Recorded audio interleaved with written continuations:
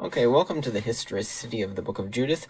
Hi, I'm David Rudman, and I'm the maker of AncientMiddleEast.com, so I'm an expert in ancient geography, and we're going to hunt for the time period and locations of the Book of Judith so that we can establish its historicity. That will constitute parts 1 and 2. In part 1, we'll map its geography, both in Israel and all throughout the Middle East. In part 2, we'll hunt down, scour, and analyze its relation to the vast historical record, culminating in 3 plausible historical scenarios in which it could have occurred. If you want to cut to the chase, I suggest you jump to the most likely scenario number 1. Then, lastly, in part 3, we'll move on to its theological significance, cataloging the supernatural revelations in it as justification for listing it as an authentic part of the Bible, which we Catholics do, but Protestants don't. This is going to be the most in-depth video of any such on the internet, and I'm sorry that I'm not exerting myself, but I have some sinus issues. So, hopefully you'll be able to hear nevertheless. First, here in part 1, we'll map its geography so that you know exactly how the events in the Book of Judith went down. Okay, so first off, we have some possible historical characters to watch out for. And you need to be aware of the geographic associations with each of these characters because they could indicate a possible time period or location. So all these people could maybe be placed somewhere in history. If we hunt the historical record, perhaps we'll find a name that's similar to one of these, and if we find lots of names similar to them, then maybe we can identify places or times.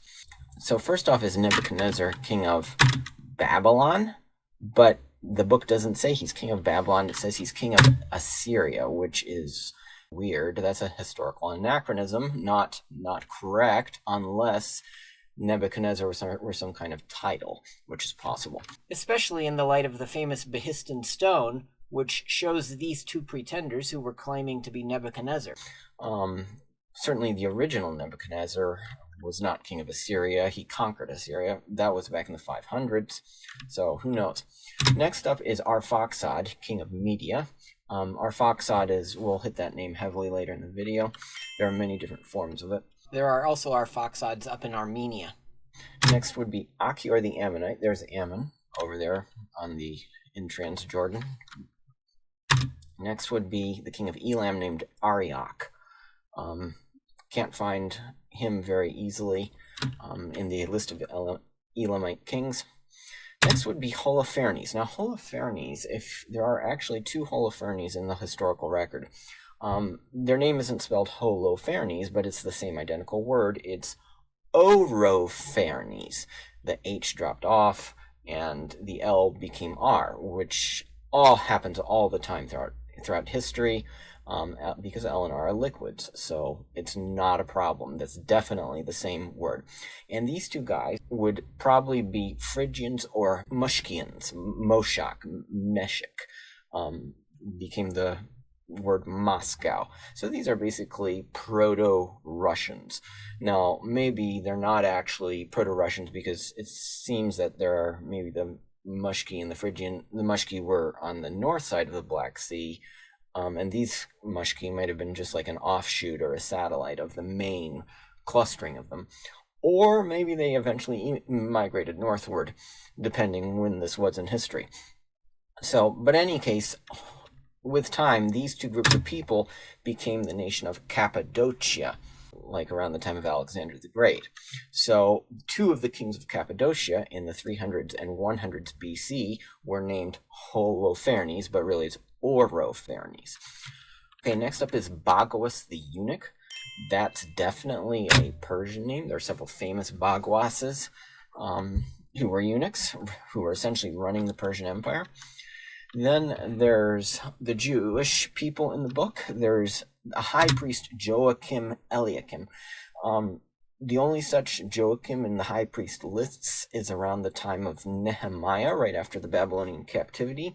But that doesn't mean that he's the only Joiakim, because there are many lacunae and gaps in the list of high priests. And The Samaritans have their own list, which doesn't agree totally with the Jewish list, but agrees in a lot of things. So there could be a high priest Joiakim, even if we have no other record of him besides what's in the book of Judith. Then there's these three guys, Uzziah, son of Micah, Chabra, son of Gathoniel, and Sharma, son of Melchiel, who are leaders of Judith's city. And then last of all, there's Judith herself, who is supposedly the wife of Manasseh. Now, this name Judith could be a cover, a foil for her real name, because Judith, of course, one way to interpret that would be just Jewess, a Jewish woman. So that's one of the big possibilities in the book of Judith, why all these people have strange names that seem to cover over and hide the actual historical person.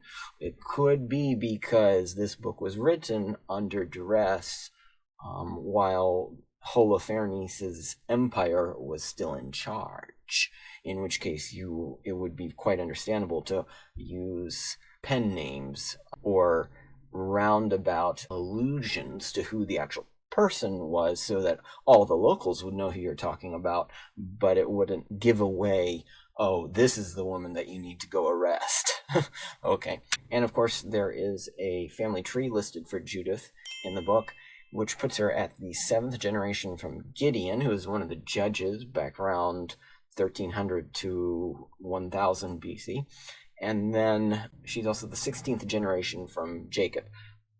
So if that was correct, that would put her like back in the 700s or 800s or some time, but not necessarily, because sometimes when you list your pedigree, you don't always list all the links, all the prior people before you, but you just list the noteworthy ones. So that's not itself totally restrictive of the book to having to be around that time period.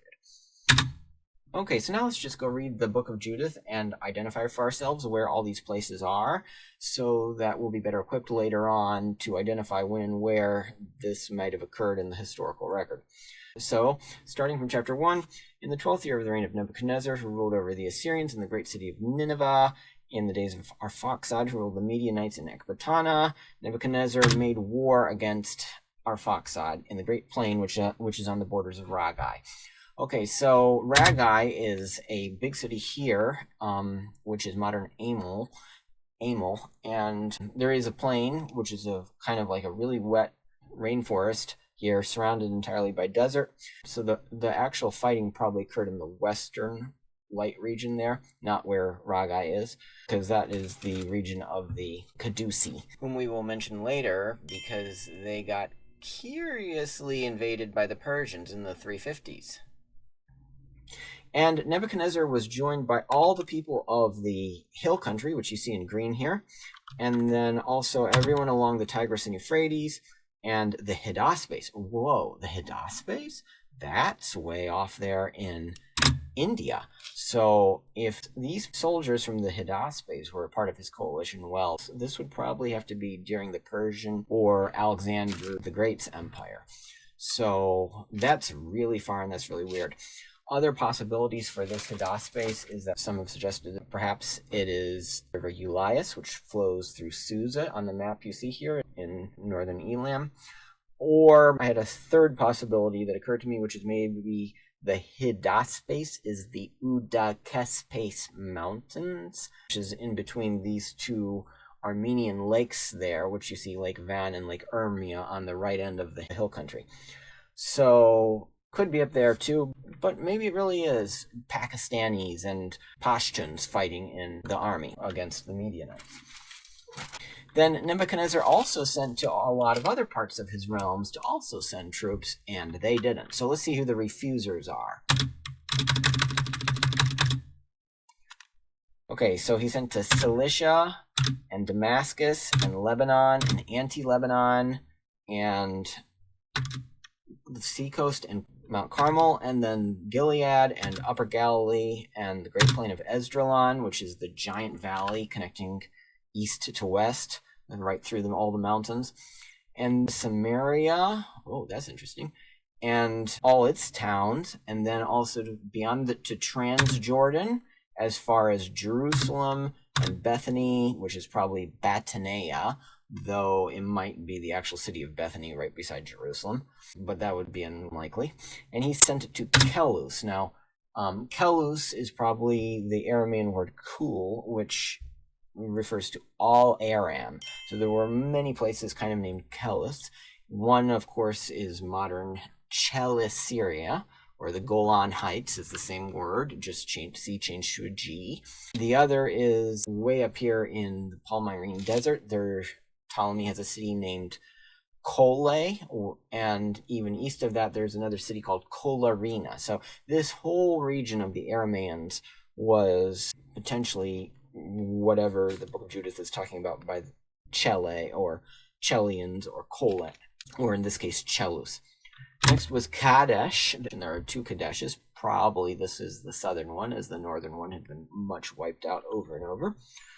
And then he sent to the river of Egypt, and to Tahaphanes, and Ramses, and all the land of Goshen, even beyond Tanis and Memphis, and to all who lived in Egypt as far as the borders of Ethiopia. So all of these people refused to accompany him, but it's eye-opening that this guy had sway over these regions, especially Egypt, because when you think of the Babylonians and the Assyrians and the Persians, they didn't often conquer Egypt. So we should be able to identify the historical small windows based on when Egypt was the vassal of these larger empires. Also, notice what's not said, and I want you to focus on two things. Number one is that northern Israel regions are mentioned, but not the nation of Israel and not the tribes of Israel, not the northern tribes that we would have expected, like Naphtali and Asher and Zebulun and Issachar. So the fact that those are not mentioned is a really huge sign that this is probably after 722, after the vast majority of Israelites had been cleared out of there by the Assyrians and deported off to Assyria or even Media. The other thing I want you to notice is that what is mentioned instead, Samaria. So it wasn't Samaria, the city, that was mentioned, but Samaria and all its towns, suggesting the whole region of Samaria, suggesting the Samaritans. So that would place this after the Babylonian captivity, when the had been imported to hold the land while the Jews were gone. So that would be post 520. So yeah, the fact that the Jews at this point seem to be a weak remnant, they don't even have a king mentioned in the whole book of Judith, and we can't even find their high priest mentioned, suggests that this is quite late, and when the Jews were just barely hanging on. And maybe even though they win in the book of Judith, maybe even they stayed under the suzerainty of Holofernes and Nebuchadnezzar, whoever they were. So in any case, Nebuchadnezzar went off and made war against Arphaxad and took possession of his cities, and especially Ecbatana, which is his capital. Now, when most people would throw a red flag at this, Ecbatana, they would think Ecbatana is Hamadan. I mean, everybody in the world practically thinks that there's only one Ecbatana, but this is false. In fact, the word Ecbatana just means a gathering place. It was the kind of like where the annual legislature would convene. The Putinger map. In fact, there's actually 3 Ecbatanas. There's also this one down in Ecbatana of the Parthians, says the Putinger map. You work it out, it's actually the same thing as Persepolis. Then there's also another Ecbatana. There's Ecbatana of the Medians up here in Ray, which is modern Tehran. So which of these Ecbatanas is it talking about? The Median, the Parthian, or the Persian? Well, obviously, since he's conquering Media, it's Ecbatana of the Medes. So don't make the mistake of thinking that Nebuchadnezzar went down and conquered Hamadan, because he didn't. And that's not really Media, that's definitely Persia. But since he was attacking Media and up here near Ragai, it's certainly this one up here. I forget exactly where Ecbatana of the Medes is mentioned as being Ecbatana. I think it's in the Putinger map, but it might also be in the books of Daniel or Tobit. I'll put that on the screen so that to correct myself. So, having conquered his enemy, Nebuchadnezzar turned around to punish all the people who didn't come and assist him in his great coalition. So he recruited this general named Holofernes, whom we said is a Cappadocian. And the book gives a very clear route of where Holofernes' punitive expedition went, with his hundreds of thousands of Assyrian soldiers.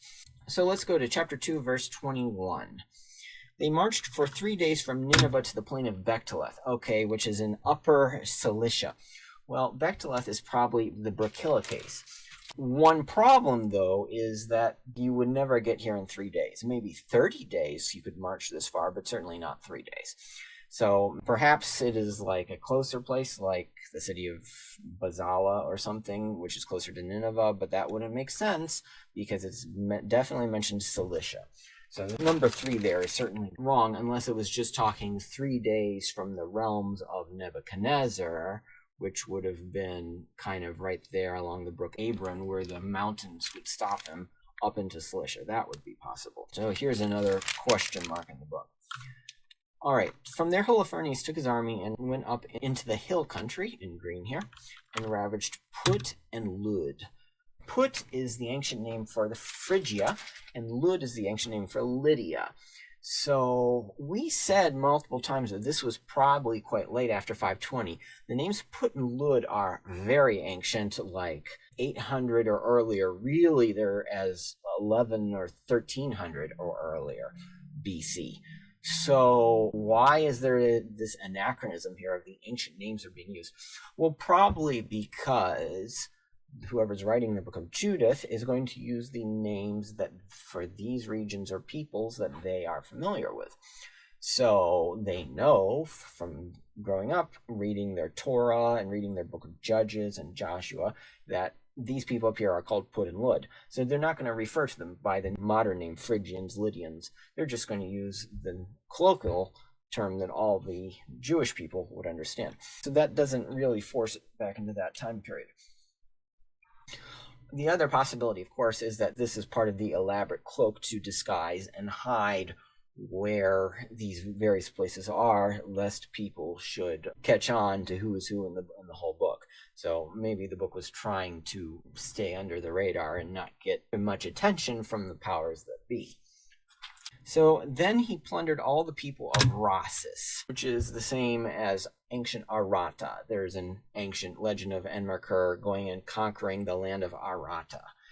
But nobody knows where this is. I'm just going to tell you it's right here, which is the place that Daniel was at. And how do I know that? Well, 2 ways. First, because this is in line in between the stuff that's going to get conquered. But second, because if you look at all the local place names in like the Putinger map and Ptolemy, they all, in this area, which you see in purple here, they all have that phoneme Ros or Rot or Rock. So even to this day, we have modern Araka, the city of Araka right there, which means that this name Rhasis Arata is probably the source through Araka of the name of the nation of Iraq. So you would just say he went and plundered Iraq if you want. But of course, today this is part of Syria. But, in ancient times, Iraq has often owned this area. After this, he went from there and headed down and punished all the Ishmaelites who were along the desert south of the country of the Chellians. Again, Kul is the whole area of Palmyrene or Aramaean desert there. So probably all the area south of the Ptolemaic city of Cholle, Cholle. And then he went and followed the Euphrates and destroyed all the hilltop cities along the brook Abron as far as the sea. Now, the experts say Abron is probably Orontes, the famous Orontes River. And then he went and seized the territory of Cilicia a second time and killed everyone who resisted him, and then came to the southern borders of Japheth, fronting on Arabia. He surrounded all the Midianites, burned their tents, and plundered their sheepfolds, and then came down into Damascus during the wheat harvest and burned all the fields. So everybody along the coastlands was all terrified and opened their gates and sent for peace. That was Sidon, Tyre, Sur, Osina, Jamnia, and then the Philistine cities of Azotus and Ascalon. All these people opened their gates to him and begged forgiveness. So, but who didn't beg forgiveness? Apparently, the Jews didn't. So now we're going to go in and we're going to see close up where Holofernes went on his way to punish the Jews once he got into their country. Okay, so Holofernes is going to come here into the vicinity of Judea, and he's going to come down the Mediterranean coast like this, passing through the great valley of Esdraelon or Jezreel here, which is in green. Mountains, of course, are brown, valleys are green. 3:9, where it says, "Then he came to the edge of Esdraelon, fronting the great ridge of Judea," which is this brown giant edge, a huge, massive, unclimbable ascent that protects Judea from invaders from the east. So he's going to go to Esdraelon near Dothan. Now, where is this Dothan? There are actually two Dothans. The one he's going to go near is this one down here, which is Great Dothan. But there, you should be aware that there's also a little Dothan up here on the ridge north of Behtulia. But this one is the Great Dothan down here. Dothan just means two wells. And it's right next to this broad green flat ascent, which is the really only way to easily go conquer Jerusalem, called the greatest entrance to Judea. So he's going to come right past that through Esdraelon and Jezreel and just miss it and go establish his first camp down here in between two cities. One is Scythopolis and the other is Geba, if you're reading the Greek. So these are on the western side there at either end of his camp. And if you're reading the Hebrew, it's Jogbeha on the eastern side of the Jordan, or Ebel Shittim, which is also the name for the last station of the Exodus, where the Jews came in from Egypt, also known as the plains of Moab. So this is Holofernes' first camp here. The Ammonites would not be here. This is just the area where the names of Ammon are left over as relics, but they had been driven up here to this area just southeast of the Sea of Galilee. So Holofernes is down here fronting the Great Ridge of Judea, and obviously he's not going to be able to get up to conquer Jerusalem up here, because this ascent is desertified and is so steep that anybody could drive you down. So moving on to 4:4, the Jews, alerted by this, send off messages to all the local cities to start creating a defensive ring. So they will send messages to every district of Samaria and to Beth Horon, which is there.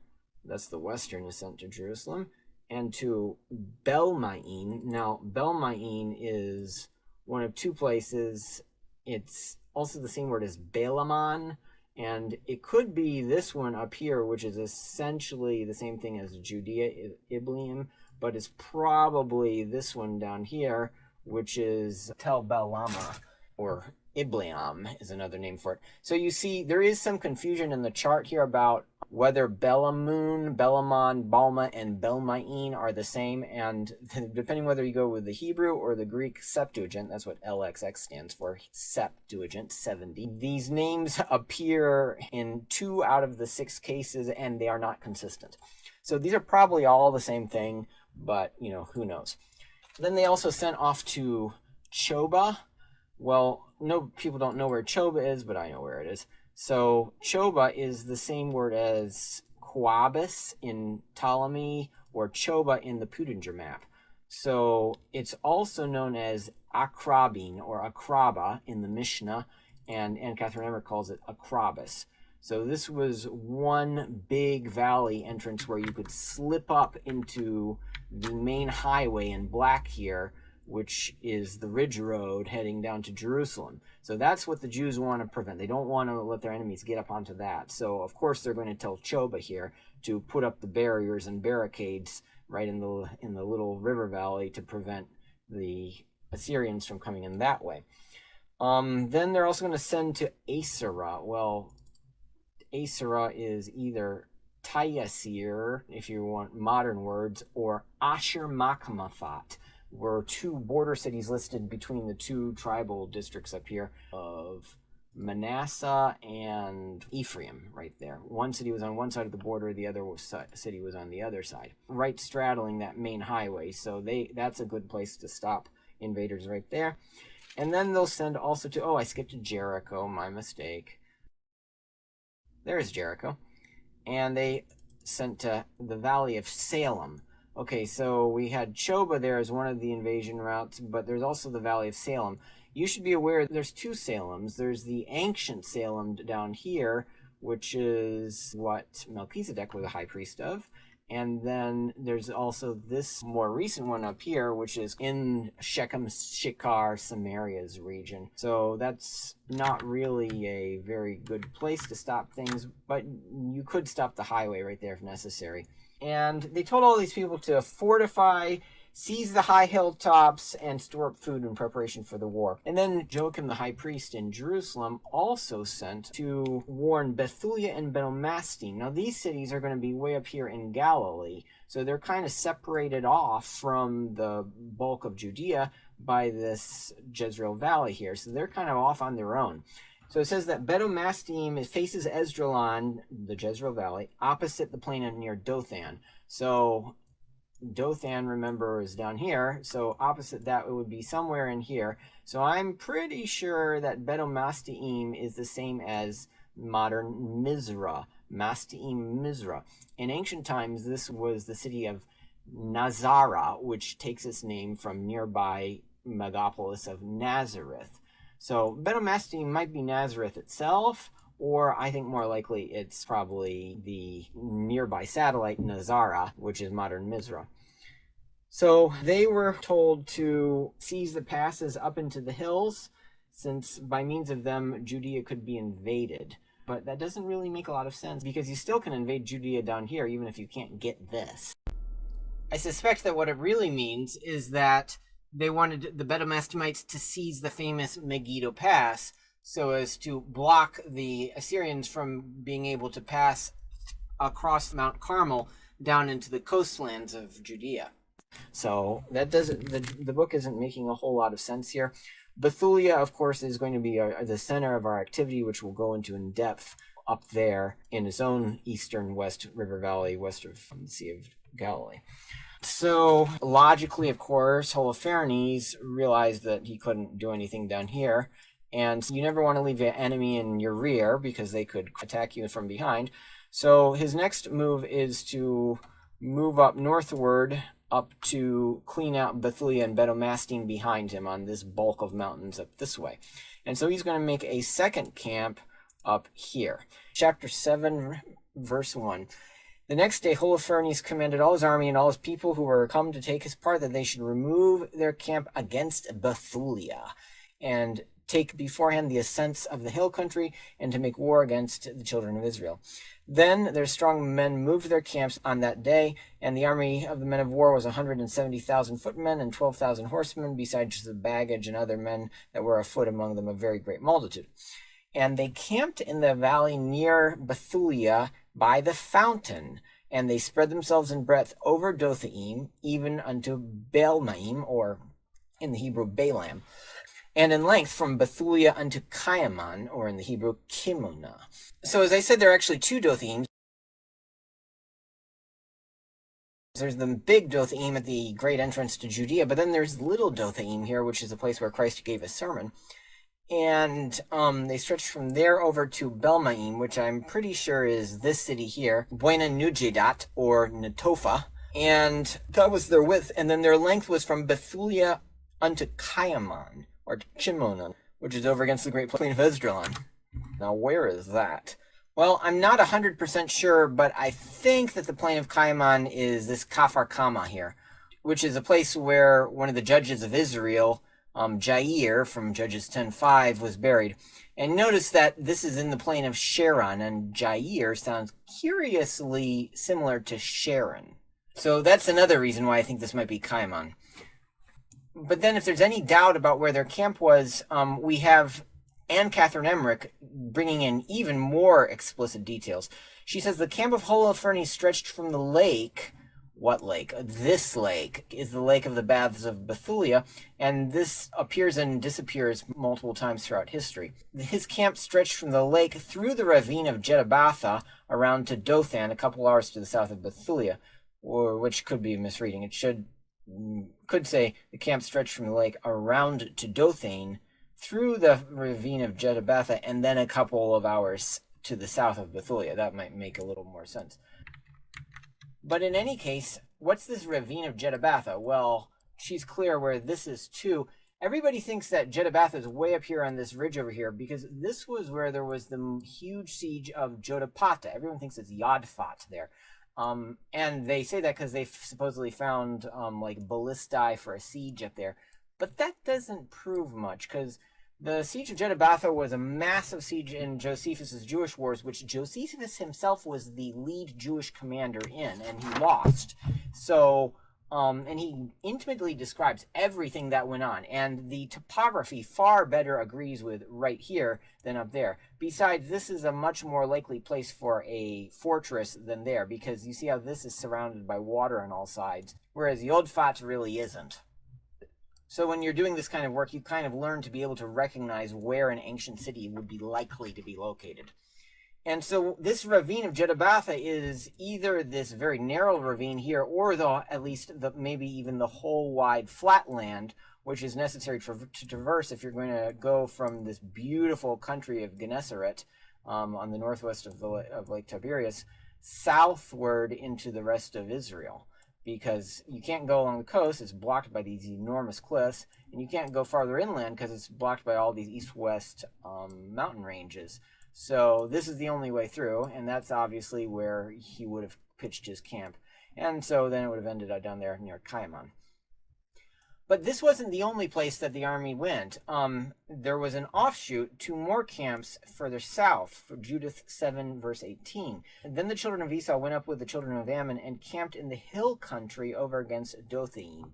Okay, so the hill country could be a lot of things, but it's usually the hill country of Ephraim, which means this bulk of mountains north of Jerusalem.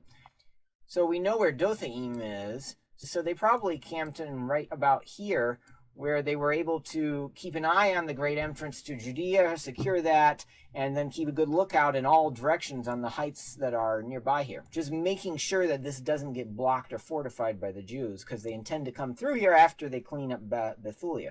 And they sent some of them towards the south and towards the east over against Ekrebel, or Akrabas. Now, of course, we know where Akrabas is. That was one of the places that got fortified, which is near to Chuzi and is upon the brook Mokmer. So this group of Assyrians was probably down here actually trying to scout out, get the heights, and break the entrance to Akrabas, because that would be a secondary entrance point to get to this black highway here, which is the ridge road heading into Jerusalem. But the main camp, of course, was up here. So based upon where Holofernes' camp is, we can guess that the Jews' camp was probably spread out something like this in the white line here. Now, based on all that, working even further in concentrically towards the center, now we can kind of make a guess of where Behtulia was. It's got to be one of either of these 2 cities, either the ancient city to the north of the ridge or to the south of the ridge. And I'm pretty sure it's the one to the south of the ridge, because both the main city, Turan, and the smaller suburb, Etudi, could be, as you see, etymological derivatives from the name Behtulia. So to recap, we have the fountain of Bethuel, according to Anne Catherine Emmerich up here, the lake of Behtulia, the baths of Behtulia, the ridge mountain of Behtulia, because she says that this was fortified with all kinds of towers and that you could drive wagons on it. Matter of fact, let's read that right now. Behtulia was situated on a plain in a mountainous region, solitary and wild. It was an hour and a half from the lake of Behtulia. Above it was a great rough-looking tower and many ruined walls and towers. Once upon a time, the city must have extended much further and been very strongly fortified. Trees were now growing on those walls, upon which vehicles could be driven. That would be massive. And I saw the visitors at the baths promenading on the walls. The city lay high up around the mountain. Well, those kind of descriptions agree pretty well with what was found at modern Turan, which, if you read the Wikipedia description here, yeah, it appears that the city had a wall and it was a considerable size, 25 dunams, 6 acres, a truly massive wall, 2.5 meters wide. Yeah, that's something you could drive a vehicle on. And it stretches all the way back to the time of King David. So yeah, this is a really likely candidate. Not quite so likely would be Balbaim or Buena Nujedat, where they just found things like potsherds. So to recap then, based on what Anne Catherine Emmerich says, this Behtulia covers everything you see in this frame here. Far off on the left, we have Behtulia, but that took its name from the ridge above it, which is the mountain of Behtulia, and that took its name from the baths and lake of Behtulia at its base, and that took its name from the fountain of Behtulia, which feeds the lake. And of course, that fountain of Behtulia isn't actually in Scripture. Judith just speaks of the fountain, but Anne Catherine Emmerich calls it the Fountain of Bethuel, which is interesting because most people think that Bethulia is this common Hebrew word that just means virgin, but she actually identifies it as an actual person, Bethuel, which it tells us that all this stuff isn't just some kind of virginal, pristine area, but it's actually named after an actual person named Bethuel. And if we look back in the Bible, yeah, there are actually a lot of men named Bethuel, of whom one is the father of Rachel. It would be kind of like in my Lithuanian culture where we have a masculine name corresponding to Virginia, which is Virginius. So it's not necessarily just a feminine name. So anyways, now that we're here, now if you know the story of Judith from the book, of course, she sees the horrible and hopeless situation that the Jews are in, all starving, being sieged up here in Behtulia. And so she prays to God and then risks her life and goes walking down into the Assyrian camp and seduces, in a sense, Holofernes, the leader, and then gets kind of adopted into his household there. And then while he's sleeping, she pulls out his sword and chops his head off and drops his head into her purse and gives her purse to her maid, and off they go to do their evening prayers out in the countryside as they are accustomed, but instead of doing their prayers, they just keep on walking right back to the Jewish defensive lines before anybody has realized what has happened. And so in the morning, the chief eunuch, Bagoas, tries to wake up Holofernes, but everyone says, don't wake him up because he was really drunk last night. And finally they break in and find him with his head missing. And that sets the whole camp of the Assyrians in a massive panic.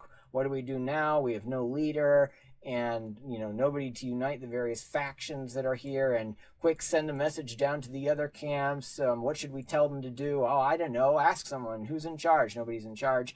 And so while this is going on, all this commotion and trauma, then Ozias, the leader of the Jews in Behtulia, sends message to Bedomastaim and Bebai and Chobai and Kolah and to all the frontiers of Israel, telling them what has happened and that they should all immediately rush forth upon their enemies to destroy them.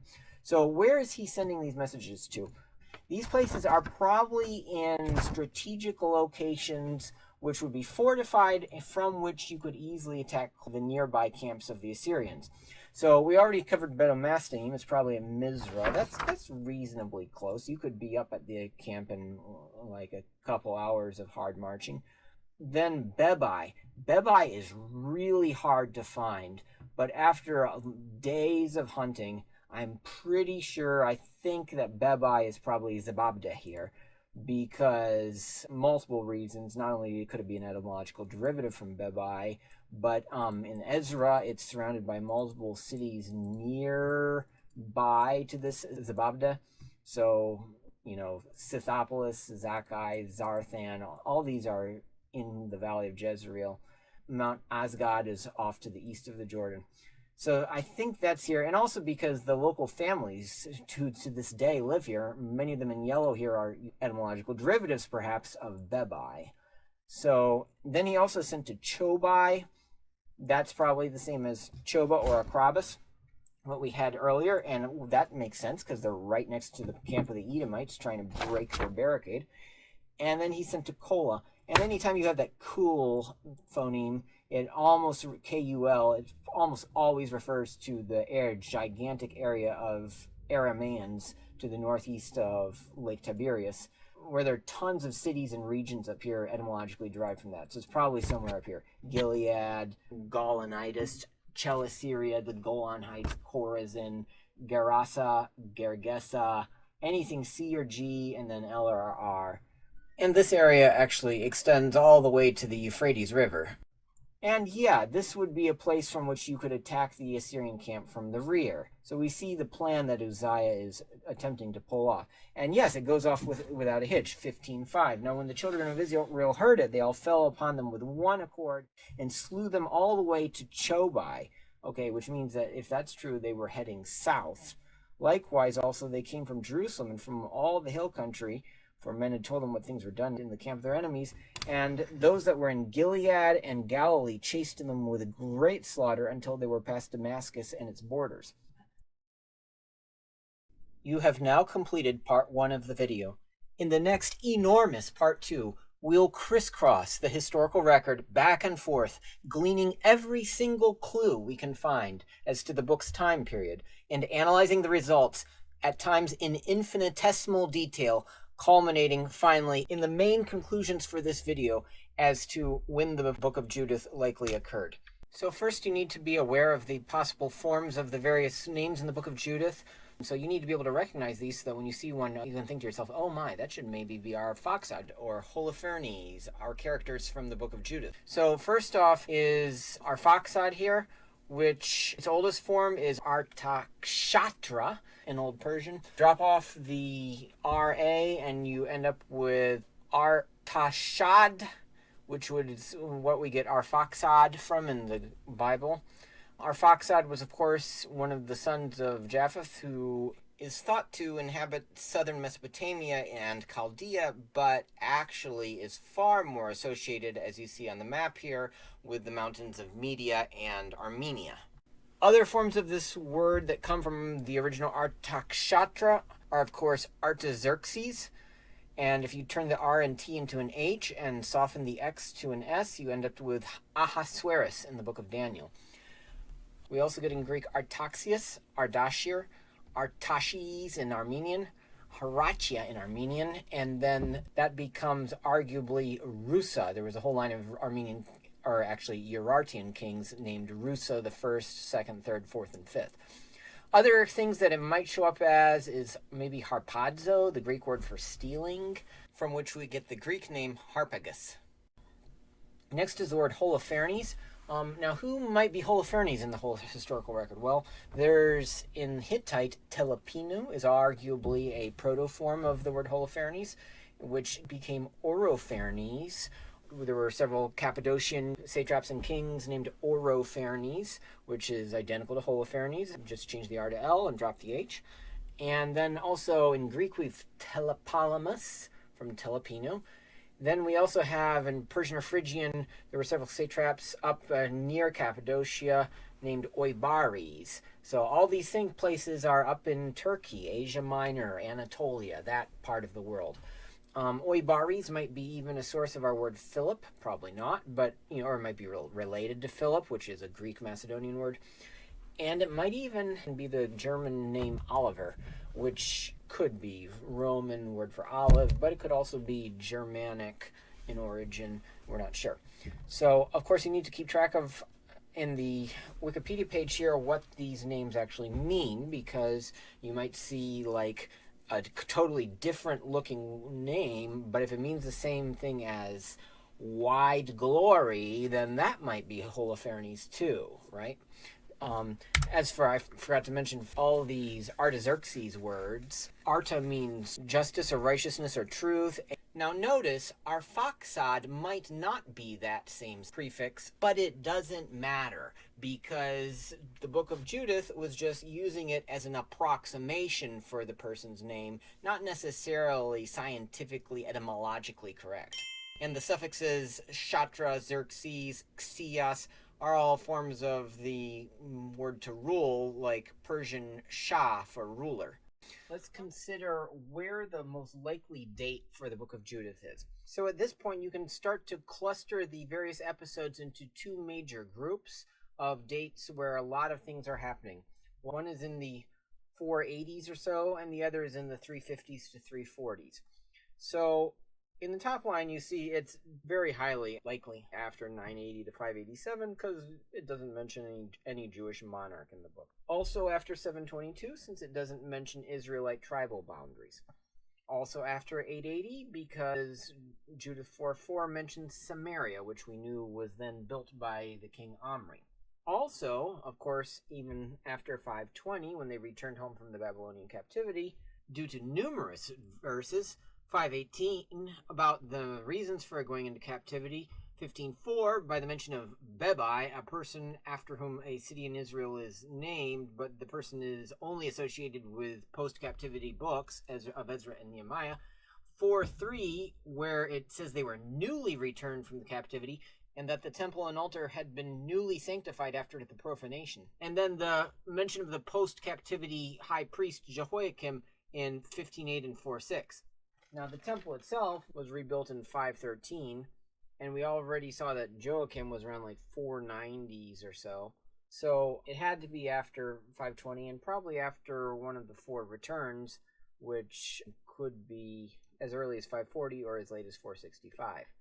So after all that, let's stipulate explicitly that it had to be during the Persian Empire. And how do we know this?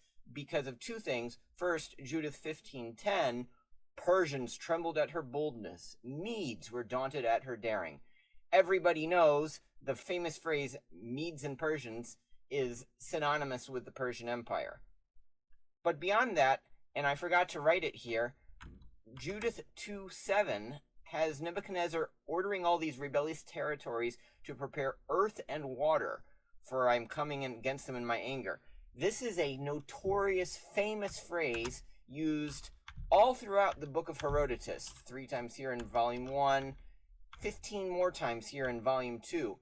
And it's usually used by King Darius, but you see here it's also used by his successor Xerxes. And this phrase is meant to signify submission to the ruler, because if you were sending earth and water, then he owned your land. So this is as good a fingerprint as you can possibly get of Persian suzerainty upon the book of Judith. So that would be 520 to 333. Now, it is very, very likely that the book was composed either under a hostile monarch or during policy confusion. Why? Because the Persian Empire was everything during these centuries. It was all subsuming, controlling everything. And we know from like Josephus and other places that most of the Persian emperors were pro-Jewish. In particular, the two ones during the early 400s, Darius I and Xerxes I, were pro-Jewish. So we have to think, when could we slip in brief moments of policy confusion or interregnums in which the episode of the Book of Judith might have occurred? And here's the possibilities.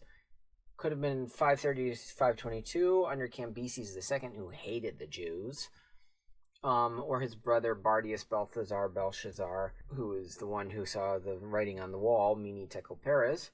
But the problem with that is that you saw above in Judith 4:3 that it mentioned the temple, which was rebuilt in 513.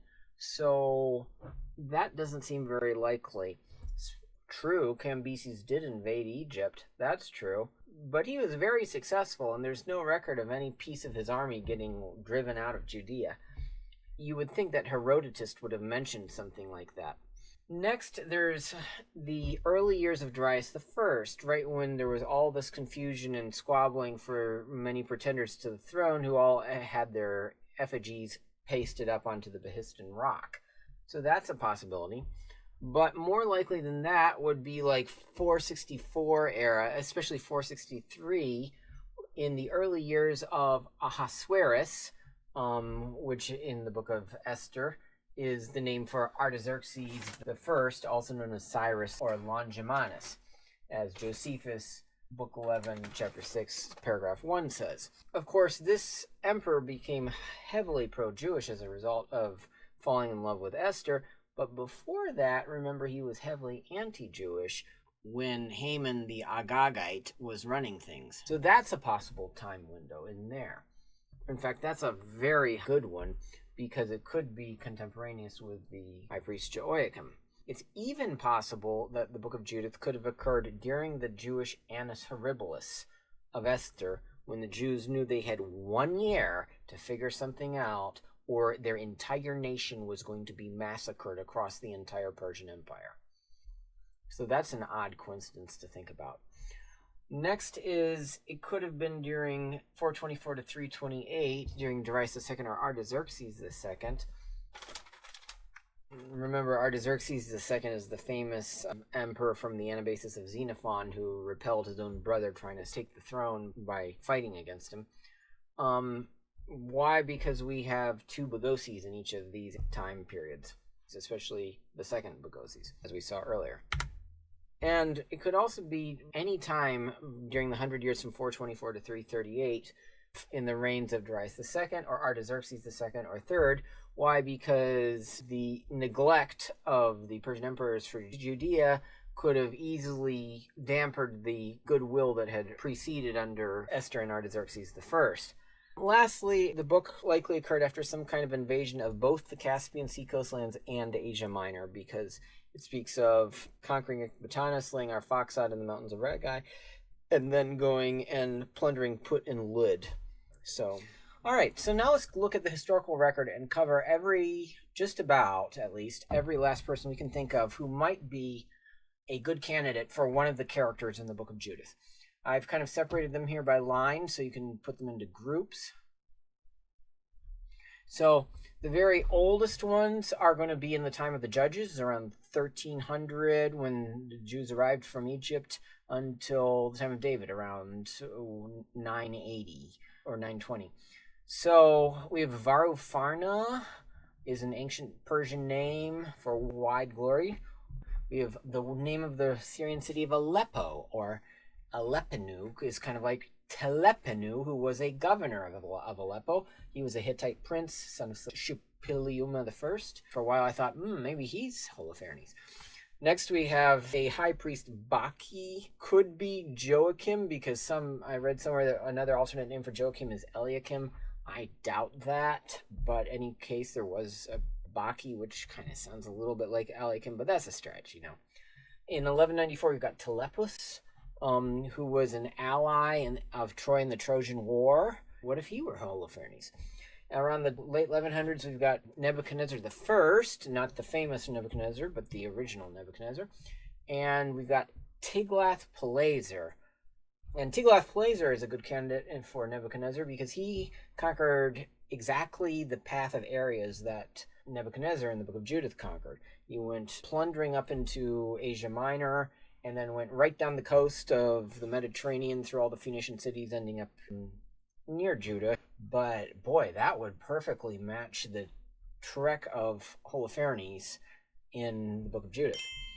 Next is a candidate for Achior the Ammonite. Achior was this guy who made recommendations to each side in the conflict in the book of Judith, and that could be Zachar of Ammon.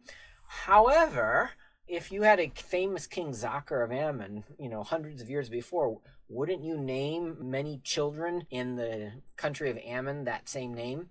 So Achior's name probably comes from this original guy, but he's probably not necessarily this original guy, because this guy didn't do anything that would particularly distinguish him to be similar to what happened to Achior himself. But simultaneous with him, we do have a Nabonassar, who... that sounds a lot like Nebuchadnezzar. So if we have a whole group of people at the same time, they would corroboratively increase the likelihood that they might all be correct, especially if they should reach a certain critical mass of consistencies. 735 to 715, we've got the first King Rusa, which you saw is a form of the word Arphaxad, and he's king of Urartu. Urartu is this ancient land that will soon become the kingdom of Armenia. The way you remember that is that Urartu is the name of the really famous mountain in Armenia, Ararat, where Noah's Ark landed. Next is a candidate for Arioch, king of Elam, who's mentioned in the book. That could be Urtok, king of Elam, and there's not many candidates for Arioch, so this is interesting. Our first candidate for Judith herself, there was a prophetess named Huldah in the 640s.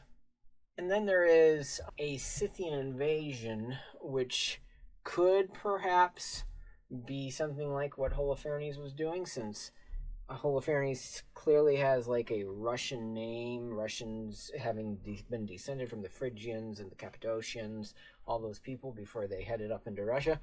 and penetrated right through the Median and Assyrian empires all the way down to the border of Egypt. So that's worth a consideration. We have a Cyaxares, an ancient Median king, around that same time, and Media is right in the region where you would see someone named one of the forms of Arphaxad. And then we have Nebuchadnezzar himself at the end of that time period. He's actually Nebuchadnezzar II, but he's the famous Nebuchadnezzar, the guy who conquered Jerusalem and deported the Jews off to Babylon. Okay, next is during the Babylonian captivity, and this is the next group. And now we start to get pretty good candidates for people in the book of Judith. So we have a little-known guy named Herachia, just mentioned in an annal somewhere, who might be the same as Urartian king, the last Urartian king, Rusa IV. That would be a candidate for Arphaxad. We have a Harpagus. Harpagus was the great kingmaker of the era who defected from the Medes to the Persians, thereby causing the Persians to beat the Medes and beginning the Persian Empire. His name sure sounds like Arphaxad, doesn't it? But if he were Arphaxad, he certainly didn't get killed and speared by the Persians. No, so that doesn't make much sense. Next is our first Oibares. So yeah, that could be Holofernes. This was a servant who, however, was forced to commit suicide because he killed the honored last king of the Medes, and Cyrus didn't like that. So probably he's not Holofernes, because Holofernes was totally honored by the conquering emperor. But that's the kind of story that could have been made up to cover up a much more shameful demise. Next is Cyrus the Great, captured Ecbatana. Yeah, he could be Nebuchadnezzar, but why would he fight the Jews when he had just released them to let them go, and had even elated to find his own name prophesied in the book of Isaiah? So that's not likely. And of course, all these that are unlikely, you see them grayed out. Next is Oibares, who should be Oibares II, but lower down in the chart you see there's another Oibares II, so I'm calling him Oibares the 1.5. He was another Oibares who got Darius elected Persian emperor. He was taking care of Darius's horse, and by his cunning, got his horse to neigh, which made Darius emperor. His name is kind of like Holofernes, so yeah, maybe what if he became made a general? That would be cool. Certainly another Oibares lower down, who's probably a different Oibares, but could be the same one, became a satrap of Phrygia. Interesting Phrygia, huh? Where that name Holofernes seems to cluster around. Next is Araka. Araka is a pretty awesome candidate for Arphaxad, both because his name sounds like it, and because he's recorded as having been an Armenian. So where would he flee to if he were running away from the Persian king Darius? Obviously up into the land of Arphaxad, Media, Armenia. So he might well have been killed in the mountains of Ragai. That's interesting. He was, of course, caught and put on the Behistun stone, and I think he may have even been speared through by some accounts, but in other accounts just crucified. But in any case, yeah, he got ignominiously sculpted in effigy onto the Behistun stone as a pretender liar who claimed to be Nebuchadnezzar when he wasn't. Next, Bagoas the eunuch was sent to assassinate a misbehaving satrap up in Western Asia Minor. So maybe he is the Bagoas in the book of Judith. And you notice when we have a group of these that are really good candidates, Araka and Bagoas, and then right below them Joiakim, now we need to pay attention and start looking for events that might match the events in the book of Judith. Our next group is the early 400s, and here we have the most important guy in all these charts, Joiakim. He's the only high priest that has any name similar to Joiakim, really. And so when the book of Judith mentions Joiakim, either it's wrong or the events occurred sometime around now in this era. Okay, so let's stop and first of all consider who this high priest might be. So in Judith 15:8, his name is given as Joiakim with that I there in the Hebrew but not in the Greek. So it could be Joiakim if you're going with Hebrew. So here you see the list of the high priest from the time from the return from the Babylonian captivity all the way to Alexander the Great. And on the far left, I have the dates, which are estimated based on who they are contemporary with. So on the far left, we have the contemporaries. The first high priest is Joshua Jesus. He's a contemporary of the book of Zechariah, in which he is mentioned, and also of King Zerubbabel, or the rightful king, not actually a king, who returns from Babylon. And so that's around 515 at the latest. And you can see further on the right the places where he is mentioned. He's not mentioned in Josephus's list, but only in Nehemiah's list. And you can see the different forms of his name there. Well, you see in pink here that there's a Jehoiakim in the Jewish priest list, and there's not many other priests around him, which makes us wonder whether there might be a lacune, a hole in this list, and there might be more Jehoiakims, because some of these guys are going to have to reign for 50 years as high priest to make the dates last that long. Then we have Jehoiakim, the most likely candidate, of course, in the pink row. But he has to be before the next priest, Eliashib, who is sometime around 465, even 470, since he is mentioned as building the wall in the rebuilding of Jerusalem in Nehemiah 3:1. Then after him, there are three more priests. There's Judas, uneventful. And then there's Jonathan with the dagger there, because he's the one that we talked about was punished by Bagoas for having killed his brother Jesus right there in the temple. And then his son is the one who is privileged with all the miracles to enable the Jews to not be wiped out by Alexander the Great, so that Alexander has a dream of Jaddua the high priest, and Jaddua has a dream of Alexander, and both of them know exactly what to do so that no warfare occurs. But now, so when could these people be reigned? So here's my guess of possible reigns for when they might have reigned. Jehoiakim would be very early in the 400s, if this is correct. The other option, of course, is maybe there are lacunae, maybe there are holes in the high priest list, because you see here, I have to make Eliashib and Judas and Jonathan and almost Jaddua all reign for 40 years, just to make the dates work out, which is a lot.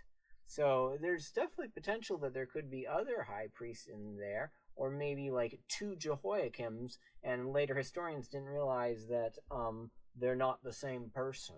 So we should expect Jehoiakim to be 490 to 475 era, but maybe he's at some other time in this era. And you will see here that we have a lot of candidates for Holofernes and Arphaxad in this group. First, we have Oibares the second. Now, you see a little asterisk here. Why is that? Because he's going to be one of the guys in our chart. You see, here's Oibares the second. Anyone who is in this chart with red description under them as being a candidate for either Holofernes or Arphaxad will always have an asterisk when you run into him. And the reason I made this chart was there are so many dang Artapa names that you just cannot keep track of them unless you have them all in one place in this chart. So refer to this frequently. What did Oibares do? He helped suppress the Ionian revolt on the western edge of Asia Minor, where the Greeks were trying to cause revolts. So Holofernes went up and ravaged Put and Lud, kind of close to that same region. So that's interesting. Right next to him, a decade later, we've got Artaphernes II and Pharandates. Who are they? Artaphernes, that sounds kind of like Holofernes, doesn't it? Disappeared from history after he fought in the Greco-Persian Wars. And Pharandates also disappeared from history when he might have died in trying to suppress the 484 Egyptian revolt. So that's very important, because we would expect Holofernes, whoever he is, to disappear from history when he is ignominiously killed by a mere Jewish woman. All right, next is Harpagus, and Harpagus II, really, because you have a Harpagus up at the top of the chart. And this is a Persian general who speared an Ionian rebel, just like Nebuchadnezzar speared Arphaxad. Problem is, if he's the Arphaxad, then the book of Judith got it backward because he did the spearing. He didn't get speared. So that's kind of interesting. Also, we've got Artabazanes, who was the rightful Persian emperor by order of birth, but he was the son of a commoner, not legitimate, so Xerxes got the throne instead. And then he drops off and disappears from history, and that's really good because Arphaxad supposedly got speared in the mountains of Ragai. Now, in the history, of course, this Artabazanes just meekly whimpered away and lived on his life and was nobody. And there's no record of any spectacular rebellion and flight and then spearing in the mountains. So could that have happened? Could it be that Xerxes actually killed his brother and just didn't think it would be good propaganda to let anybody know that he had done this? We should keep in mind, though, that this is kind of unlikely because, remember, this Arphaxad is said to have built Ecbatana. And who would do that? Well, going back, the only guy who would really build Ecbatana would be someone like Cyaxares, maybe, or Astyages. But they live in the wrong time periods. So is the Book of Judith just pulling things out of history willy-nilly from multiple time periods? Who knows? But let's keep going. Next, we should keep track of an Ariapithes of the Scythians, who lived way far north in Ukraine, and he's not likely to have conquered way down into the Holy Land, so he's grayed out. Then we have Artabazos I, a satrap of Phrygia, who did invade Egypt, so, his name sounds kind of like Holofernes. It's a bit of a stretch because he has no R and N in his name, but, who knows? Okay, now we're into the 300s, and our first guy is this insignificant Bagoas, who was a eunuch serving the satrap Pharnabazus II of Cappadocia, as Pharnabazus was trying to balance the rising powers of Athens and Sparta across the Aegean Sea. He may have killed this famous guy named Alcibiades, but other than that, he didn't do much. Next are several people in the 385s who could be the right person. You'll see in a later slide that they're associated with an invasion of Egypt. So Abracomus could be, it's a stretch, but could be a form of the word Bagoas. And Pharnabazus was helping him invade Egypt. And then we also have Pharaoh Achor, who could be the source of the name of Achor the Ammonite, though that is really unlikely. But he was the defender in that invasion. Okay, so that's not a likely time period, but in this next group, this is the most likely time period in my opinion. So you see multiple things are bold. They're not gray. They're not just black. They're bold. First, we have a possible justification of the journey into conquering Media and chasing down Arphaxad, and that is the several Caducean expeditions. So several times Persia went up deep into Media, into the coastland of the Caspian Sea in what's known as Hyrcania, and fought the Caduci, who were a warlike tribe who lived there along the coast of the Caspian Sea. And it happened in the 385, in the 350s, and probably several other times too earlier yet. So they were a constant thorn in the side and never really totally conquered, just pacified really by the Persians. And in one of these invasions, the future final Persian emperor, Darius III, I think, distinguished himself by spearing an enemy noble and got the attention which started his rise to power. So that kind of matches the spearing of Arphaxad in some strange way, because it's the right place and the right action. And so they could have even conquered an Ecbatana up here if Ray, in the suburb of modern Tehran, is truly Ecbatana, as indicated in several ancient sources, like the book Tobit. As you can see from these screenshots of the Ecbatana pin in my Ptolemaic Iran repository at my website, ancientmiddleeast.com. So this is very interesting. We'll cover this more in later slides. Next is Artaxerxes III Ochus, who is our best candidate probably for Nebuchadnezzar, because he invaded Egypt twice and finally succeeded in conquering it. So it's likely the Jews would have been allied with Egypt during this time, or even if they weren't, perceived as being allied with Egypt.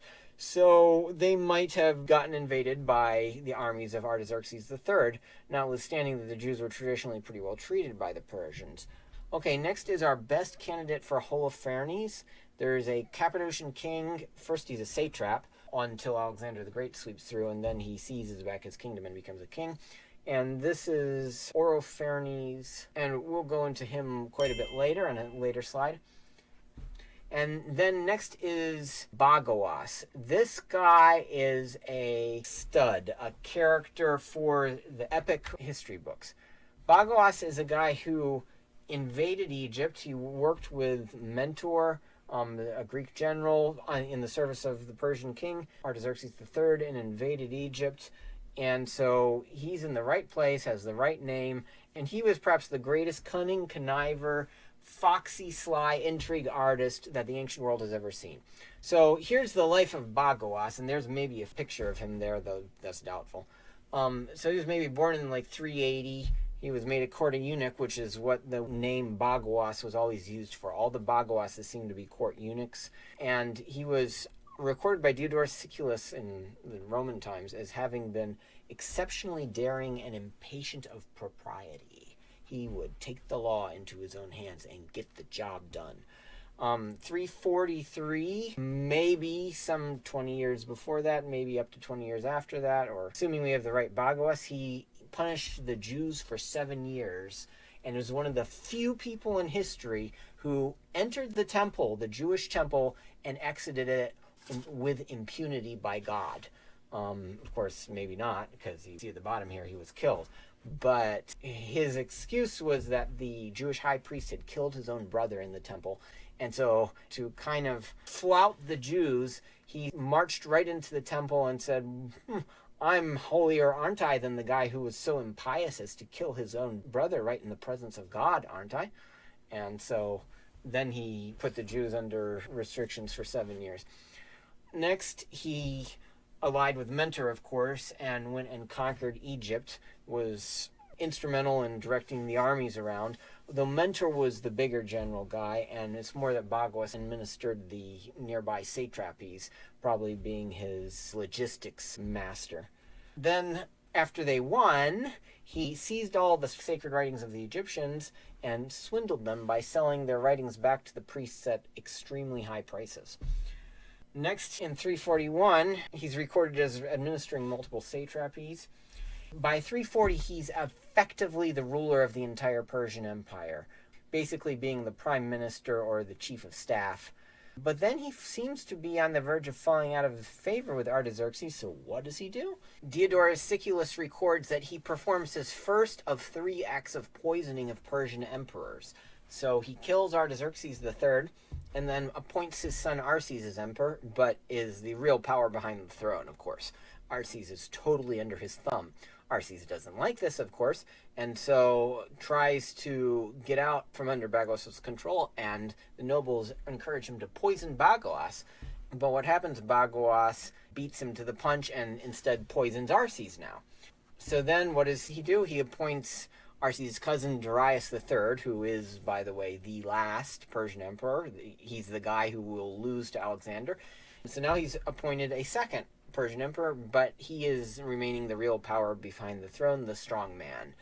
And when the nobles, again, induce Darius to free himself from Bagoas' control, Bagoas gets word of it and decides, oh, it's time to poison Darius.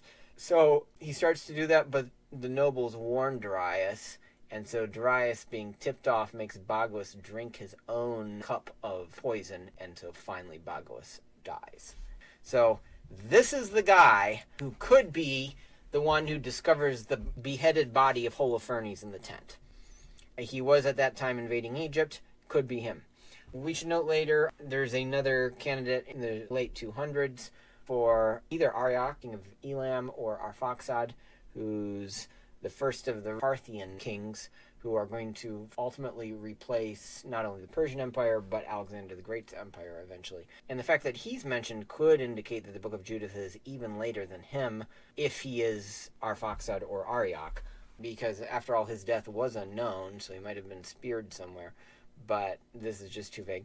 And after that, there's another Orophernes, but we're not even going to consider him because he's contemporaneous with the Maccabees. And so if the book of Judith were contemporaneous with the Maccabees, then nothing would work in it, because certainly some of the Maccabees would be mentioned in the book.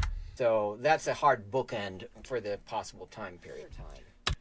Okay, and so let's take a look at this guy, Orophernes the First. There's this webpage on him where there's a confusing story by Diodorus of Sicily, who, remember, was 40 BC, about this Orophernes, the brother of the satrap of Cappadocia, who fought for Artaxerxes III with Bagoas and Mentor of Rhodes. So here we have two guys in the book of Judith, Holofernes and Bagoas. And when did they conquer Egypt? Definitely 343. But as it says here, the story is very confused. So let's go look at that story. There was a satrap Ariamnes who had two sons, Ariarathes and Holofernes. Ariarathes got the throne, but he loved his brother Holofernes so much that he promoted him straight into the army. And so off Holofernes went to one of the wars against the Egyptians. And we'll see in a second there were 4 of these attempted invasions of Egypt by the Persians. And what happened? He returned home laden with honors, which Ochus, the Persian emperor, bestowed upon him for bravery. And then he died in his native land, leaving 2 sons, Ariarathes and Arses. Okay, that sounds suspicious. He returned home laden with honors and died in his native land. Why did you have to say that he died in his native land? Unless, maybe, some prior historian whom Diodorus-Siculus was using was told to make a point of insisting upon this. Because what if he didn't die in his native land? What if he didn't return home with honors, or was given those honors posthumously as a cover-up? Because the Persians are famous for lying when it comes to right of succession, because to them, image is everything. Honor and public respect is everything. If a famous Persian leader or king were killed like Holofernes, you bet they would have lied about it to not bring shame upon the Persian emperor. And you see here all the different times that the Persians are known to have lied in the historical record, or likely lied, at least. So going back to that, we have to ask ourselves, okay, what do we know and what don't we know about this Holofernes? The text says from Diodorus that it was just before 343. So it's probably that most recent Egyptian invasion. But what if it was earlier? So let's go study those Egyptian invasions. So on the far right here, you see that last invasion in 342. Before it are the previous invasions in 351, 373, and 385 or 83, thereabouts. Now, in each of these columns, I list in the top row the Persian emperor who's attacking and the pharaoh who's defending. And then in the next group, I list the Persian generals or armies who are attacking and the Egyptian generals or armies who are defending. And then in the next group are the surrounding events. First, the events that preceded the invasion, and then the results that followed the invasion. So there's a lot of attempts here for the Persians to go conquer Egypt. And down in the bottom row, you see that the first 3 of them in red fail, and only the last one succeeds. So there's a lot of mistakes going on. Certainly Holofernes would be most likely to have been killed in one of the ones that failed. So Holofernes was a contemporary of his brother Ariarathes, who ruled 350 to 331, who dispatched his brother Orophernes off to the war, as we read. Now notice Diodorus-Siculus here gets stuff wrong, because he says explicitly that the first Ariarathes ruled 50 years, but we know from the dates of the man before him, Dadames, and the man after him, Ariarathes, that that's impossible. He only ruled 12 years. Where did the 50 years come from? Oh, that came from the other Ariarathes later on, who was a king, not a satrap, who did rule 50 years. So Diodorus just made a mistake. So now, could Diodorus have made a mistake about Orophernes?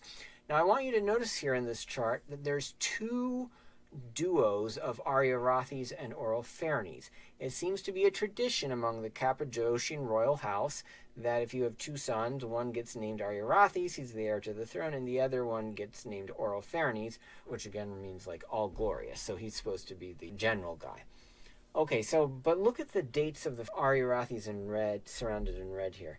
He definitely could have dispatched his brother to go fight in the 342 invasion, but he could have also dispatched him to fight in the 351 invasion if he was not yet ruling, but just the heir apparent under his aging, about to die dad. In fact, if Diodorus is just wrong about the story, or if there's some other Ariarathes, then what if Orophernes was in the prior invasion in 373? Because there's this guy there named Pharnabazus in brown. Pharnabazus is the same guy who 10 years earlier had been also leading the fiasco of 383-385. Now, what was that? Well, there's this anecdotal comment made in Isocrates' Panegyricus, and Isocrates wrote his Panegyricus really early, so he could have only been talking about an invasion in 385, 383 only for the first invasion, so he couldn't have been talking about any of the last three columns, only about the first column, or earlier. That's what you see, the blue dashed lines here are on the far left. So Isocrates says, take first the case of Egypt. Since its revolt, didn't the Persian king make war against its inhabitants? Didn't he dispatch to this war the most famous Persians, Abracomus and Tithrastes and Pharnabazus? And didn't they, after remaining there 3 years and suffering more disasters than they inflicted, hint, hint, maybe a certain Holofernes died, and was one of those disasters, they finally withdrew in such disgrace that the rebels are no longer content with their freedom, but are already trying to extend their dominion over the neighboring peoples, i.e. the Jews and the Phoenicians as well. So you see here, there's this debacle in 385 to 383. So we might want to put Orophernes there and just assume Diodorus Siculus made a mistake. After all, look at what preceded this invasion. In 385, we have one of the campaigns against the Caducei up in Media, which is just like the conquering of Ecbatana in chapter 1 of Judith. And they were successful. They pacified the Caducei, but just barely. And they nearly starved. So Judith 1:16's quote of 120 days of feasting would be very justifiable upon the return from an expedition like that. So a lot of things seem to check out here. And you see in the bottom that this is probably the one in which Isocrates says they suffered more disasters than they inflicted. But let's look at the other possibilities. What if it was the 373 invasion? That invasion had Pharnabazus, the very guy that Isocrates mentioned. And as a matter of fact, not just Pharnabazus, but by deduction, certainly Tithrastes was there the whole time as well. So what if Isocrates was talking about one of the later invasions? Not Isocrates, but Isocrates' editor. So could Isocrates have been talking about this? Because he wrote that play before 373, in which case it would have to have been added in by a subsequent editor. We should consider the possibility. It's not likely, but it's possible. Furthermore, Isocrates talked about the rebels extending their dominion to the neighboring lands. Look what happens in the bottom row. This invasion fails so badly that it kicks off a decade and a half of satrap revolts up in Asia Minor.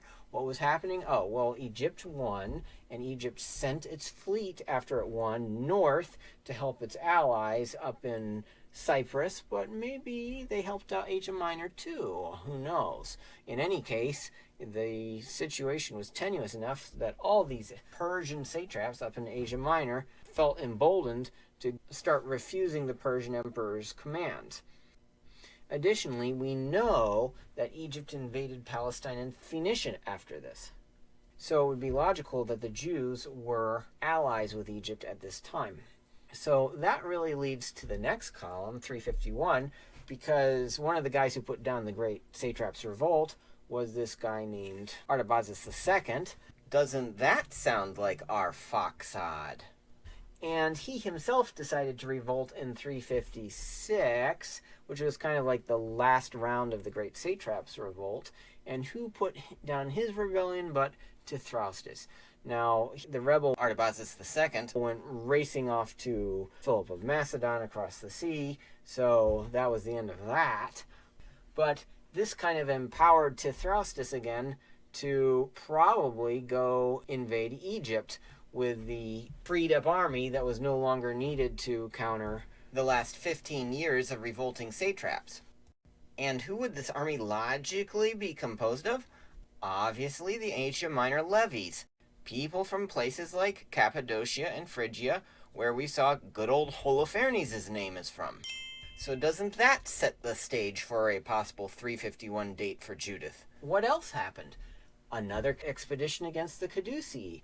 In fact, this is the one in which there's the episode of Darius-III, the last Persian emperor, the guy who lost Alexander, slaying a Caducean warrior with his spear there in the mountains of Ragai.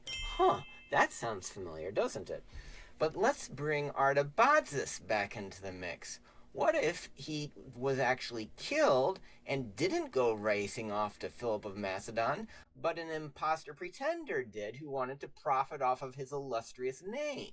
In fact, this Artabazus, having just fought 2 wars, one in which he beat Diomedes and the next in which he lost and had to flee, now supposedly has a whole lot of life left on him. He's about to wait 2 decades, then re-reconcile with the Persian king and fight for him against Alexander the Great, where he will not only be faithful to Darius right to the end, but be so esteemed by Alexander that he'll be made satrap of Bactria and hold it while Alexander invades India, and then on his way back finally plead old age, like 324 or something.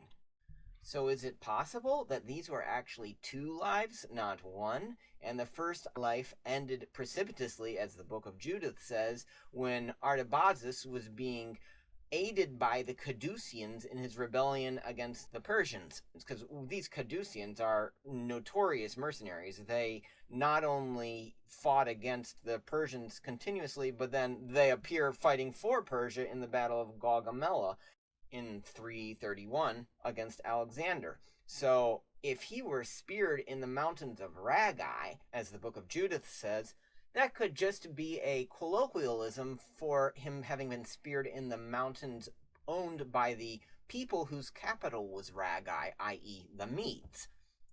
And where was the Medes' ancestral domain?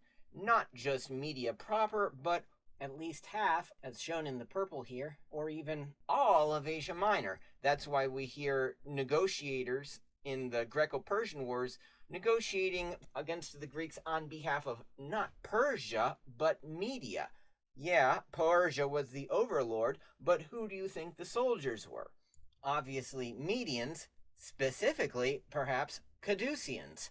So the 356 Phrygian revolt could have well been aided by Median troops and resulted in Artabazus' death, being speared in the specifically Cappadocian, quote, mountains of Ragai, exactly as the book of Judith says. And who would have done this conquest of the Medes and Caduceans and spearing of Artabazus Arphaxad? Obviously the Persian core troops, who would now then be freed up with their Asia Minor levies from Phrygia and Cappadocia to go invade Egypt, as we said. And perhaps they were led by a certain Orophernes, who had been dispatched to the war to get glory by his loving brother Ariarathes, who, as the acting heir apparent, was de facto ruling the satrapy of Cappadocia, since his father, the satrap Ariaramnes, was on his deathbed, as we said. So doesn't that set the stage for the book of Judith? Okay, and then what resulted from it? Well, of course, the invasion failed, and then Phoenicia and Cyprus then revolted too. So what happened there? There's this king of Sidon named Tenes who gets Egyptian help to revolt against the Persians, and eventually the Persians besiege him, and so to save his own skin, he hands over the ringleaders to the Persian emperor, and so the Persian emperor lets him live, but kills all his warriors. except for the Jews who are allied with him in the siege get shipped off to exile in Hyrcania on the shores of the Caspian Sea. So that might be what happened to some of the Jewish soldiers in the book of Judith after they whipped Holofernes, if they went and tried to expand their power further by heading up to help Sidon revolt too. So that's interesting that the Jews are part of that one. So that there was probably the most likely episode in which the book of Judith occurred. After all, we've got there the Medes. Bagoas is certainly here present because he was wheeling and dealing, as we saw, all through this century. And we've got an Artashata, and better yet, an Artabazes, both of which sound like Arphaxad. And most of all, we've got the plausible presence of Orophernes. Then last of all, we've got the successful 342 expedition. And even though that has the possible presence of Holofernes, and the definite presence of Bagoas the Elder as the conquering general, yet it remains less likely precisely because the Persians conquered, because it would be unlikely that, having knocked off the superpower Egypt, they would tolerate any of its minor allies, such as Judea, remaining rebellious. So, as regards Holofernes, basically, we've got Isocrates and Diodorus Siculus as bookends. Isocrates specifying the possible start date, Diodorus the possible end date, and neither one of them is nailable down to a particular year. And of course, a lot of the things I was saying in the various four invasions of Egypt are supported here in this book article, which I wanted to reference. Just for reference for people, we should keep track of the names of the various satraps in this area. So notice some of them are asterisks, so they're from our chart, remember? And I've made bold the important ones. And then we have another page of them here for your reference. Lastly, we should consider Judith's own ancestry, because the book gives an extensive ancestry of hers, and she does not have many generations before her before we're running into the people that we recognize, like Achitub and Eli and Salassadai from Numbers 1:6, who was in the Exodus. So if this ancestry of hers was comprehensive, then of course there would be no lacunae in between the rows, nobody else left out, and that would mean Judith was living sometime around like the 870s, which is way too early. Furthermore, you see in green here an added problem, that 4 of the people in her ancestry all occur in the same verse working on the wall after they came back from Babylon. And these people are listed immediately after Achitub and Eli, which is like way back in the 900s. Certainly, there's a giant jump here from the 900s down to 465 when the wall was rebuilt. So, and how likely is it that a son, father, grandfather, and great-grandfather were all working at the same time on the same piece of wall? Not likely, right? So what probably happened here is that somebody made up an ancestry from her by stripping names from the book of Nehemiah. So here we have a textual problem in the book of Judith.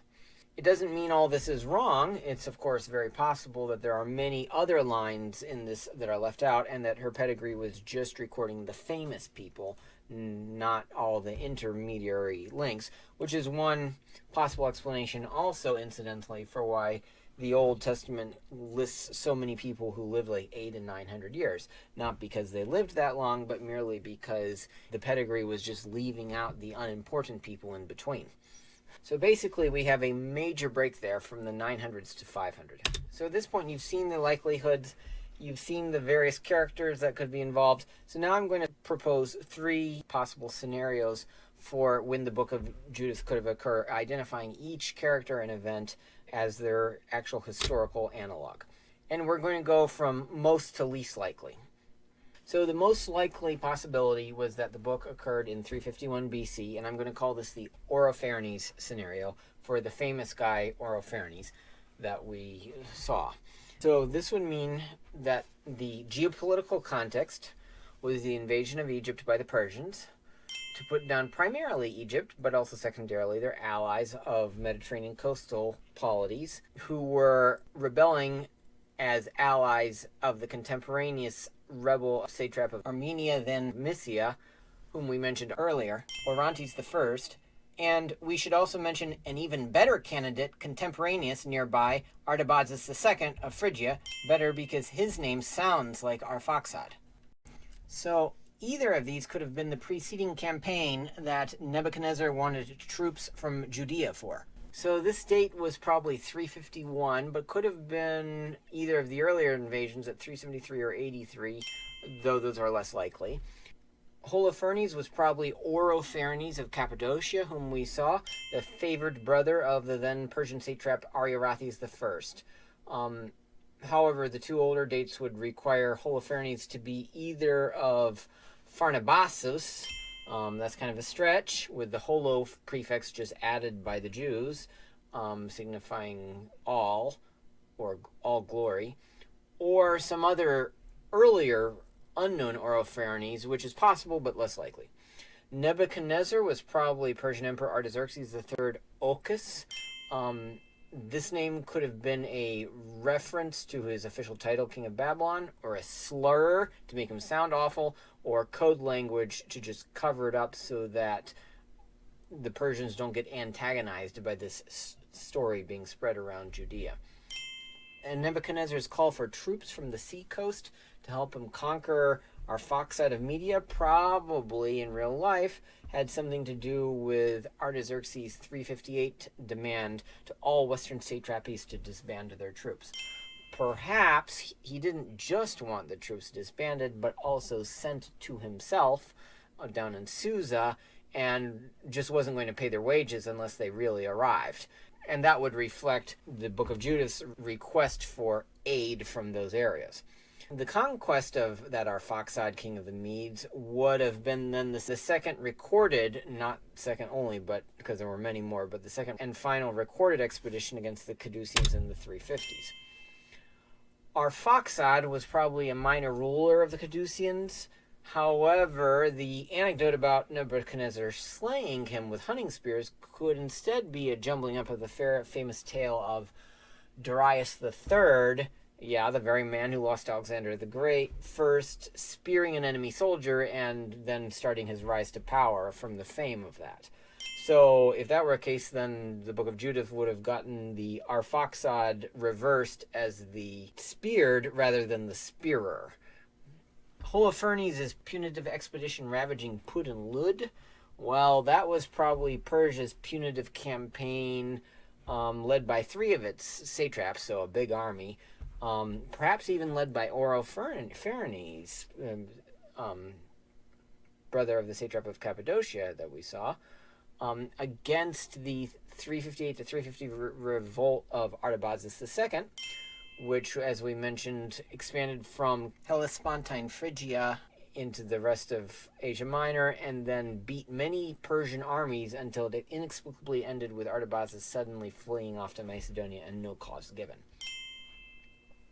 And Cappadocia and all the satrapies up in Asia Minor had been periodically revolting against Persia, so recruitment of a general like Holofernes from this region would be highly normal. Bagoas was certainly Bagoas the Elder, the scheming master of intrigue who poisoned nearly three Persian emperors.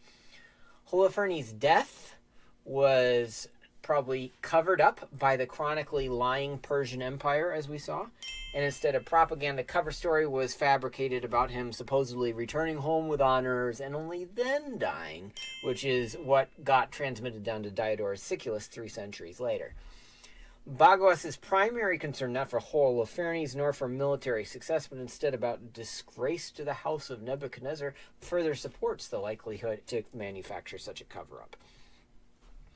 Lastly, enormous 5th century lacunae in the historical record, both in the priests' lists and in Josephus's account of events during that century, caused a subsequent editor to just wrongly guess and presume that the whole story occurred in the time of Joiakim, and therefore to add the anecdotes about them being recently returned from the captivity. But all of that would have been just a mistake. The next scenario is probably the second best one after the 350 to 340 scenario. And this one I'm going to call the Darius-Xerxes Scenario. The date may have been 485 in the interregnum between Darius and Xerxes. Darius was planning an invasion of Egypt, then died, and so Xerxes was the one who actually carried it out. Of course, the name Nebuchadnezzar could have been a title, slur, or code language, as we said, and could refer to either and or Darius and or Xerxes, both just referring generally to whoever the Persian emperor is. Joiakim would, of course, be the historical high priest Joiakim.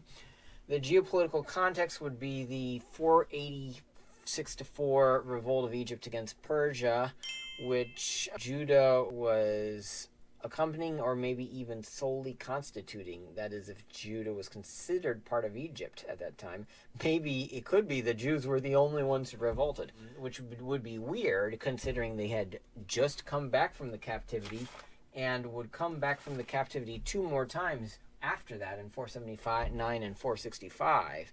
So I admit this is kind of unlikely, but if Egypt were revolting, then that would make a little more sense, because there could be confusion about whether the Jews were allied with Egypt or allied with Persia. This revolt probably began in the light of the slightly earlier Ionian revolt and Greek victory at the Battle of Marathon.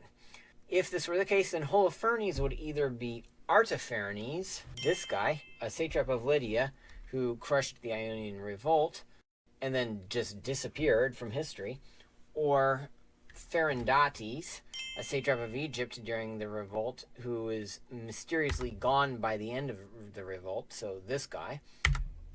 And if Pharandates is it, then you'd have to probably prefix the name Horus onto the front of him to get Holofernes.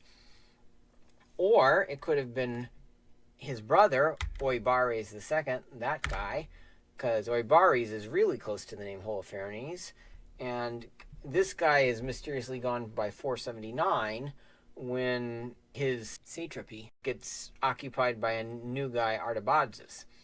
Or it's even possible that both Oibares and Pharandates are the same guy. Okay? Just different pronunciations and different historians. So if the book occurred in 485, then Arphaxad, of course, could well be just a Hebraism understood by Torah literate Jews to refer to any old person up there in Media and Armenia, because a scribe couldn't keep track of all the Artapa names. Or, if we want to get particular, it could refer to Artabazanes, who, remember, was the elder brother of Xerxes, who should have become the emperor, except that his mom was a commoner. Again, if he actually fled and was assassinated by Xerxes. Or it could have been Harpagus, a character in the story of the Ionian revolt's capture of the arch-rebel Histiaeus, and Harpagus hands him over to Artaphernes to be speared. So in that case, the book of Judith would have wrongly turned the spearer, Harpagus or Arphaxad, into the speared. So that's not all that likely. Or Artafaxad could have been Araka, and this is quite possible. Araka, because Araka was the self-proclaimed Nebuchadnezzar IV, king of Babylon, but he was really an Armenian, and his name sounds a lot like Arphaxad, doesn't it? And this guy was defeated, captured, and speared, but not before his image was sculpted onto the Behistun stone. So, being Armenian, it's logical that he might have fled towards Armenia and been finally run down in the mountains of Ragai. Although his revolt is usually put at the start of Darius' reign, it could have occurred toward the end. Indeed, the fact that there are so many imposter kings mentioned on the Behistun stones could suggest that the Behistun stone was sculpted quite late into Darius' reign, not right at the beginning. As for the ravaging of Put and Lud, that would refer to suppressing the Ionian revolt there on the far western edge of Asia Minor, and that revolt had spread even beyond it to Cyprus and Caria and Byzantium. Any other code language names in the book, like Nebuchadnezzar, Nineveh, Ecbatana, as well as perhaps several elaborate distracting tales about conquering Arphaxad and the Medes of Ecbatana and ravaging Put and Lud, could have been again imported from 100 years earlier when Cyrus conquered the Medes and the Lydians, and just used as covers to hide the true identity of the revolt's main characters so as not to antagonize the still hegemonic Persians who were still in control, more or less, and could easily send an army to try to obliterate the Jews again if they felt insulted. Or we should also consider the possibility that maybe Xerxes became benevolent to the Jews precisely to end this revolt and to hush the story and legend of Judith having killed his satrap general. So there may have been some kind of deal cut whereby, as long as the Jews hide the record of it in their book of Judith and don't publicize the shame and ignominy of what happened to Holofernes, then he will be their patron and give them a relatively high degree of freedom from Persian domination. Okay, the next possible scenario is 460, which is the Esther Scenario. The date would have been within 5 years of this time, before Esther changed Artaxerxes I to being pro-Jewish. Nebuchadnezzar then, of course, is Artaxerxes, which, of course, could be a reference, a slur, or a code language, as we said.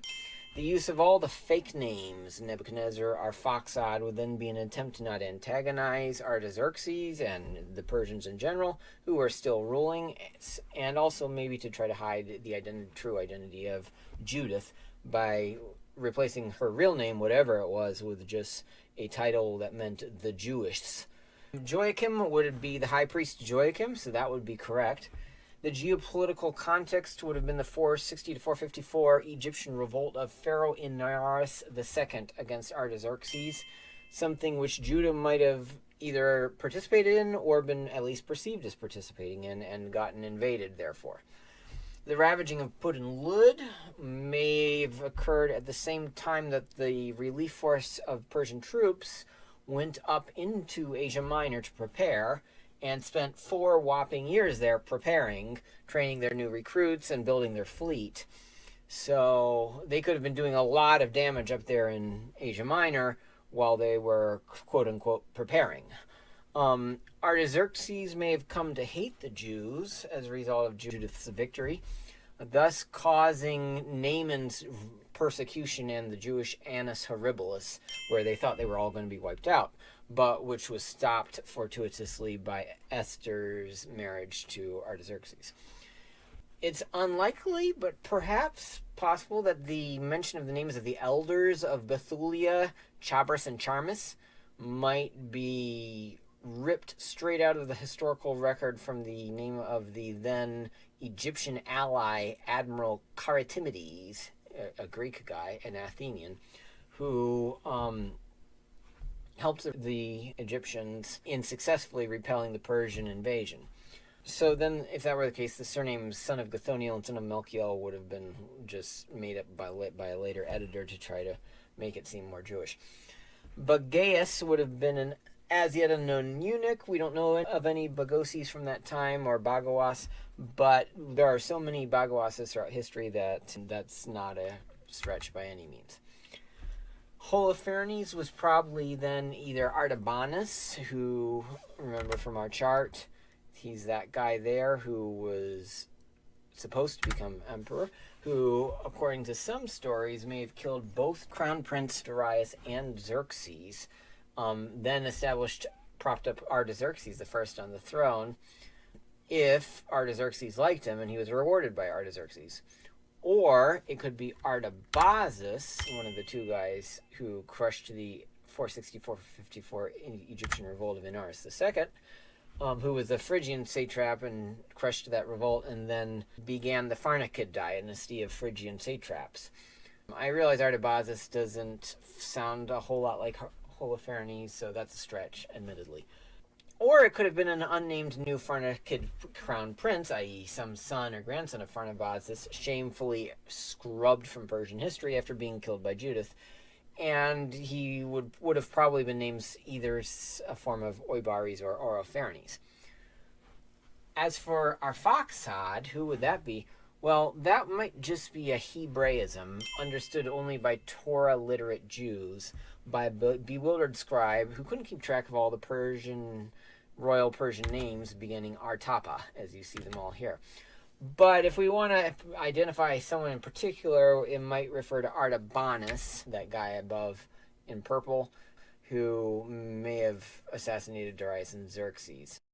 If he, instead of being favored, he was disfavored and pursued as a criminal. Alternatively, perhaps the long tale about conquering Arphaxad and the Medes of Ecbatana may have been imported from a different earlier era 100 years later when Cyrus conquered the Medes and Lydians, and this way it would hide the true identities of the revolt's main enemy, namely the Persians themselves. And this would be yet another foil to hide the true identities in the book just by pulling in a tale from history. But that's a stretch and would seriously impeach the book's inspired status, which is something I'm not at all prepared to do, though I do note it in passing, as it is prudent to always foresee all possible objections and counter-arguments. Another far-out possibility would be that maybe it was 525, and Holofernes was Phanes of Halicarnassus, a man famous for military strategy, who goes and invades Egypt. But the problem is he seems to survive the invasion of Egypt, so this would only make sense on the way back from the invasion of Egypt, if at all, which is not likely since that's not the trek that was laid out in the early chapters of the book of Judith. Okay, now in part 3 we turn to theology. Why is this book, for all its factual uncertainties, nevertheless inspired scripture? For, of course, this is in the Catholic canon and has been from ancient times, with numberless church fathers and medievals commenting on it. If you go read this Lapide commentary, you will see all the citations, including Jerome, Augustine, Origen, and Isidore, among many others. And Blessed Anne Catherine Emmerich mentions it as real. But Protestants, of course, group it in the 7 books of the Apocrypha, which they don't acknowledge and follow the lead of the post-Christian Jews, who decided to exclude every book that wasn't written in Palestine, written in Hebrew, and written before 400 BC when Esdras lived. The reason it's inspired theology, of course, on a material level, is that the inspiredness is not prejudiced and destroyed by factual errors, because the inspired version is only the original, whatever it was. Subsequent misguided editors changing stuff and adding stuff in, such as happened to supposedly the book of Job, or maybe minor details in the endings of the Gospels of Mark or John, doesn't remove the fact that the original author was doubly 2 authors, a human and the God, the Holy Spirit. Furthermore, the fact that one of the authors is a true human author means that words, phrases, and expressions are often usurped metaphorically and anthropomorphically, or according to the ignorant prejudices of the time, rather than being described in distinct, precise scientific exactitude. So we have to be looking for the fingerprint of the Holy Spirit in this book. What is the higher purpose that you can derive from this book that is valuable for faith and morals? To quote Augustine, the letter kills, but the spirit gives life. And he applies that to saying that the literal sense of the scripture kills if it has all these factual errors in it, but the spiritual sense gives life because it has a message and a purpose which God is trying to communicate to all humanity. So what could those purposes be? Here I have listed the first page of my guesses ranked from most likely to least likely.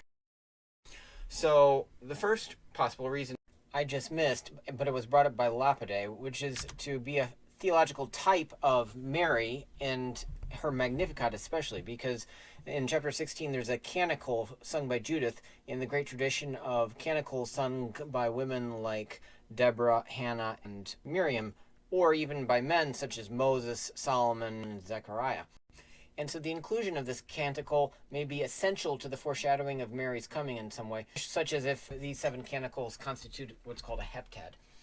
But more generally, Judith herself is a type of Mary, just by her natural wisdom, supernatural faith, inviolability by evil Holofernes, and all-around general virtue. The second possible reason, in my opinion, for why the book may have been inspired is to demonstrate for Christians mental reservation, which is the lawful moral way to deceive someone who doesn't have a right to the truth. Of course, if someone does have a right to the truth, such as a parent or a legitimate public authority, you have to give them the truth, like a judge. But if it's someone trying to overthrow your kingdom, like the Nazis trying to kill the Jews and asking Corrie ten Boom, where are the Jews hidden in your house? They don't have a right to that information, and therefore it is moral for a Christian to use something called mental reservation to deceive them. Now, this is not lying. You are not allowed to commit a lie. A lie morally is defined as speech contrary to thought. This is the 8th commandment in the Deuteronomy list of commandments, which, if broken willfully, it's a mortal sin. And it's a mortal sin because when you do this, you desanctify the connection between your sensate animal and angelic rational natures.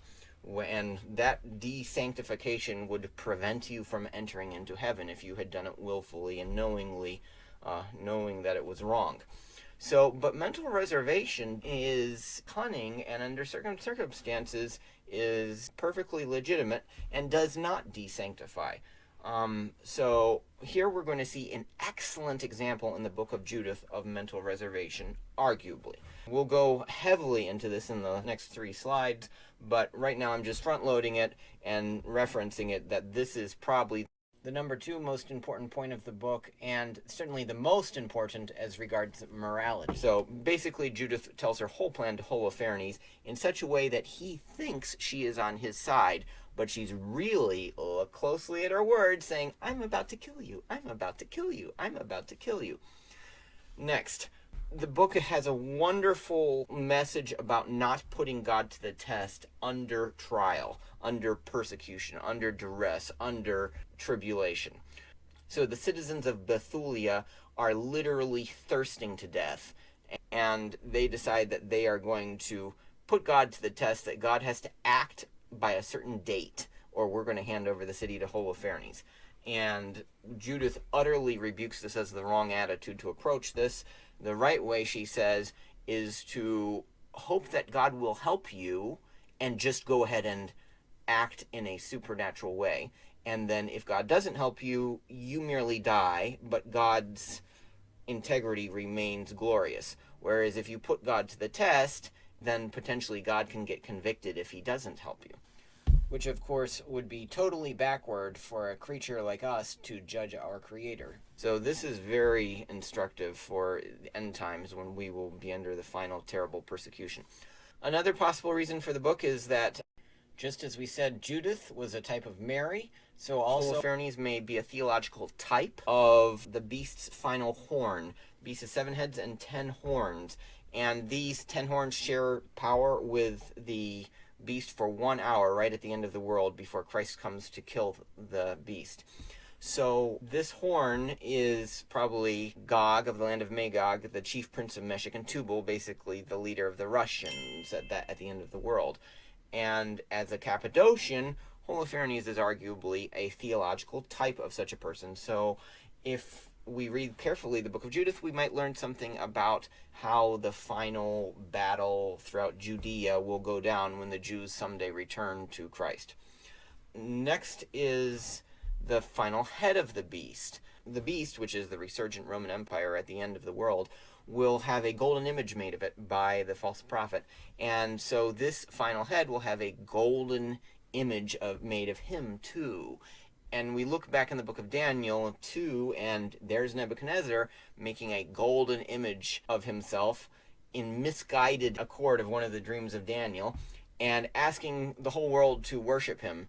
And we get this curious phrase in the book of Daniel of peoples, nations, and languages.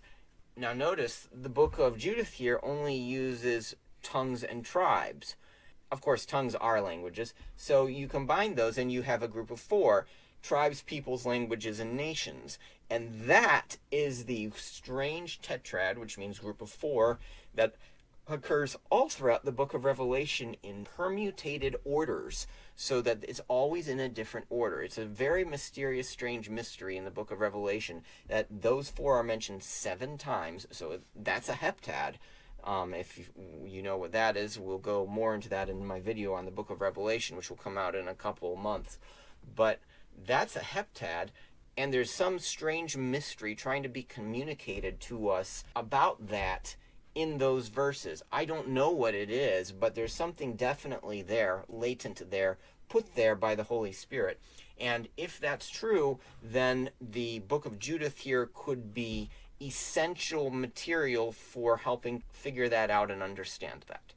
So again, that would reveal something about the final head of the beast, who might perhaps be a type of ancient Nebuchadnezzar as the golden head, symbolically returned. Next could be a justification of conscientious objection from entering an army. Remember, the book of Revelation says, "Come out of her, my people, come out of Babylon," the final one world government or commercial culture benefiting from it. "Come out of her, my people, lest you take part in her sins." What's the best way to come out of something? By not participating in its army. Now, of course, if you do participate in its army, the end of the book of Zechariah kind of indicates that you might be saved if you're ignorant and don't realize that it's bad. But nevertheless, you really shouldn't be fighting for the army of the one world government, of the going thing. Our city is above, not here on earth. Yeah, we can fight on earth, but it's a less good way. And if the leaders of earth suddenly become immoral, then it's a Christian's duty to come out of her and resign one's post in the army, as several saints, but not all saints, did when they left their military post in the Roman Empire. So here in this book of Judith, we see a justification for conscientious objection. Because why is Holofernes invading Judea? Merely because they didn't send troops to help fight for him. And God is establishing here the principle that, no, the holy people don't have to go fight for anybody. You know, the model of the kingdom of God is that Hazael will fight for and to protect Jehu, and Jehu will fight for and to protect Elisha, so that Elisha can slay people with the Holy Spirit, not the reversed, where the power pyramid is inverted. Next is that the book could be a mere memorial for Judith herself, because she says that all generations will remember her, or it could be a memorial for the whole nation of Jews to commemorate that God was now again, for the first time, fighting again for the newly righteous Jews again. We see a similar mention in 2 Maccabees 8:5, where the Jews want to commit it to eternal memory that God, at a certain point when they took up arms against the evil Seleucids, changed from wrath towards the Jews to mercy towards the Jews. So 2 rows above, we had possible justification for not fighting, whereas here it could be a justification for fighting. So the important thing is not pacifism. The important thing is unscrupulous loyalty to God, to love him with all your might and all your strength, no matter what that means. Next, this book could be given by the Holy Spirit as a mere historical record. Compare it to 1 Maccabees. All the spiritual religious details are given to us in 2 Maccabees. But what is 1 Maccabees? Just a mere laundry list, a mere historical chronicle. So perhaps the book of Judith is doing that function, merely recording the history of the Jews in that giant 100-year dark age of the 400s, when all the other historians and prophets seem to go silent on the chosen seed. God is letting us know that, no, I haven't forgotten my Jews. I'm not doing nothing. I am protecting my people during this time. Next, perhaps God is not just letting us know that he's protecting his people, but he's actually refining his people. In particular, the women. Judith raises the issue of the holy seed, who are destined to someday become the person of the Messiah in chapter 9, verse 4. Now, this is something not explicitly stated in the Old Testament. Blessed Anne Catherine Emmerich says that it is a secret mystery that was tied up in the Ark of the Covenant and the various items inside of it, and the blessings of God to Abraham, who gave it to Isaac, who gave it to Jacob. This is a subtext, a backstory, which is running throughout the whole Old Testament and is never explicitly stated, but dang it, if you know it, it explains a lot in the Old Testament. Things like, why did Jacob put up spotted sticks in front of his animals to get them to breed and make offsprings with spots? This sounds childish and stupid unless you know that there's a higher reason to it, which is that Jacob had a supernatural power to affect the generative power of not just his animals, but his own offspring.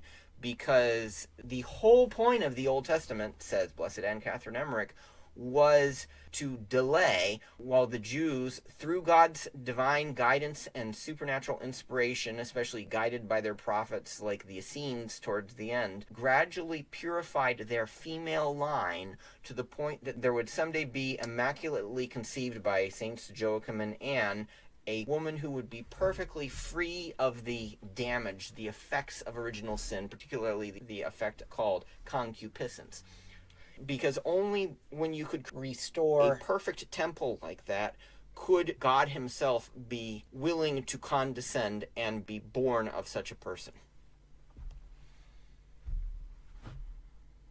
So Judith explicitly alludes to this secret knowledge that the Jews were passing down to one another when she mentions how the 12 sons of Jacob abhorred the pollution of their blood. Not that royal bloodlines in the Middle Ages are anything, but royal bloodlines were something when the DNA being passed down from mother and father to child contained true material that would someday be united to the divine nature of Jesus Christ as the Word itself. In fact, this may be the reason that the Jews were able to prophesy of the coming Messiah, because they felt it in their loins. That's weird. That's a psychosomatic weirdness there that we don't understand and psychology couldn't make sense of. But women often have strange understandings about what their children are doing. And it seems to be in that preternatural, mysterious area in between the soul and the spirit. And the final reason that God may have included this as scripture is just to commemorate how Achior the Ammonite joined the house of Israel. Compare it to the book of Ruth. There we have an entire book of scripture which is given for no other reason, arguably, than to commemorate how Ruth joined the house of Israel. Of course, she did become in that holy line of offspring leading to Christ's incarnation someday, but just to commemorate her joining, we have a book of scripture, so maybe the book of Judith is doing the same thing. Now to the main moral message, which is probably the second main purpose of this book, which is mental reservation, deceiving. The skill of mental reservation involves saying factual truths that you know are truthful, but that sound like they mean something else, so therefore they deceive the listener into continuing down their wicked path, which leads to destruction unbeknownst to them, but known well to you. So when you use this kind of mental reservation, you are not willing their evil actions, you are not condoning them, but you are just greasing the wheels for them to go the way they're going to go.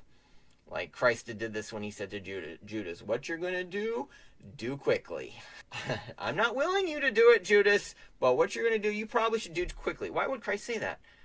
Probably because if Judas does it quickly, he's going to have less of a memory of it and therefore less pain for the rest of eternity. Now, Judas thinks that Christ is saying, I endorse what you're doing, Judas. But no, Judas has a wicked spirit, a demon, in control of his will. And so he's artificially blinded from looking around and stopping and thinking and realizing that there's a double meaning here, maybe. So Judith, in 3 places in this book, demonstrates that she is going to deceive. And she's going to use her words and her facial expressions to do so. So let's study this carefully. What does she explicitly say, and what's the double secondary meaning? She says, I'm a daughter of the Hebrews, but I'm fleeing from them, O Holofernes, for they're about to be handed over to you to be devoured. True. Yeah. The Jews are on the verge of being devoured, and will be devoured if Judith's plan doesn't go through. 10:13. She tells the guards, I'm going to Holofernes to give him true words, and I will show him a way by which he can go and capture the whole hill country of Ephraim without losing one of his men. So, how can he go and capture that hill country? Well, 2 possible ways. First, not in the flesh, in the spirit after he's dead. And yeah, if he dies and nobody else dies, he won't lose a single one of his men as of that point. But second, when you hear Judith's intentions, she says that she's going to lead his head on a victory procession right on through the hill country of Ephraim. So that's capturing it in a different way. Now, arguably, you could say, David, that's too much of a stretch. Or, how do you know that she was thinking of that? You're right, I don't. And maybe you could think of some other double meaning to these words so that she's not actually lying here. Because it would be immoral to just lie, to tell a person, I'm going to show you a way to capture the whole hill country, but have no true thought whatsoever in your mind to which these words might correspond. That would be speech contrary to thought. That would be lying. So this is my guess for this admittedly slightly troubling statement. So this is one of the hardest ones to explain. Next, she says, I will tell nothing false to my Lord this night, and if you follow out my words, God will accomplish something through you, and my Lord will not fail to achieve his purposes. Okay, so first off, her Lord is probably God, not Holofernes, though he thinks she's talking about him. And God will accomplish something through you. No, Holofernes thinks it means by his assistance, but really it means a sword right through his neck. Yes, because Judah will pray to God to give her strength to cut off his neck. Next, in 11:13, Judith says, the Jews are about to provoke their God to anger, and what they do is wrong. Since their food supply is exhausted, they've planned to kill their cattle and to eat all the things that they're forbidden to eat. Things like bugs and pigs and crabs and cloven-hoofed stuff. And they've even decided to eat the consecrated first fruits of their offerings, which is not lawful for them to eat or even touch. Now note, this is not the 12 showbread cakes, which David was able to eat because he was the showbread. As the royal anointed king. No, this is the personal offerings of every person which they were supposed to reserve for the time when they traveled to Jerusalem. So yes, they may well have planned to do this, and so Judith is perfectly justified in saying that God would be provoked to anger if they did it. So she's not lying here. Here there's actually no mental reservation at all, but just truthful honesty. Next she says, but when they do this, on that very day they will be handed over you to be destroyed. That's right. When they do this, on that day, the last day of the world, which is the day of heaven and hell, they will be handed over to Holofernes, also in hell, to be destroyed by Holofernes and to mutually destroy him too, because in hell everybody gets to destroy everybody else over and over and over and over. But if they don't do it, then it will never happen. So the word when kind of includes an implicit if. If the word reaches them and they do it, then on that day they'll be destroyed. And so that's another way that this might not be a lie.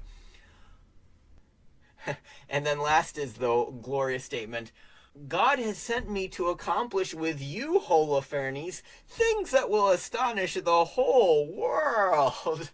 That's obvious situational irony, where there's an incongruity between what is expected and what will actually happen. Because, yeah, it will astonish the whole world when certain things, scimitars, pass through you, Holofernes. All right, next. She says to Holofernes, I am religious, and I serve the God of heaven day and night. Therefore, I'll remain with you, and every night I'll go out in the valley and pray to God, and he will reveal to me when the Jews commit their sins. Okay, so now this is kind of difficult. Perhaps Judith does receive such revelations. After all, she was said to be reputed as a very wise person in her hometown. And that word wise could perhaps be code language for supernaturally inspired. So perhaps she does receive revelations as a prophetess.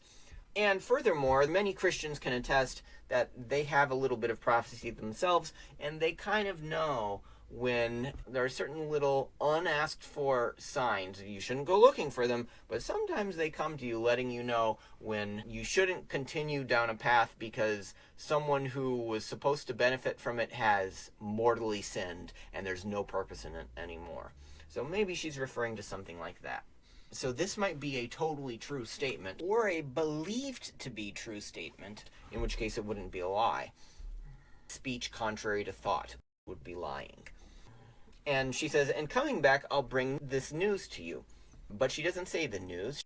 What she could really be meaning is not the news of it, but the guilt of it. Because remember, from the scapegoat ritual, you can put the guilt onto someone else, and certainly Holofernes would be worthy to receive that guilt, given that he is the one unjustly forcing them into this state of temptation. But, on the other hand, maybe she really does intend to inform him if she gets, how shall I say, certain signs that her mission took too long and the people of Behtulia really did commit a mortal sin.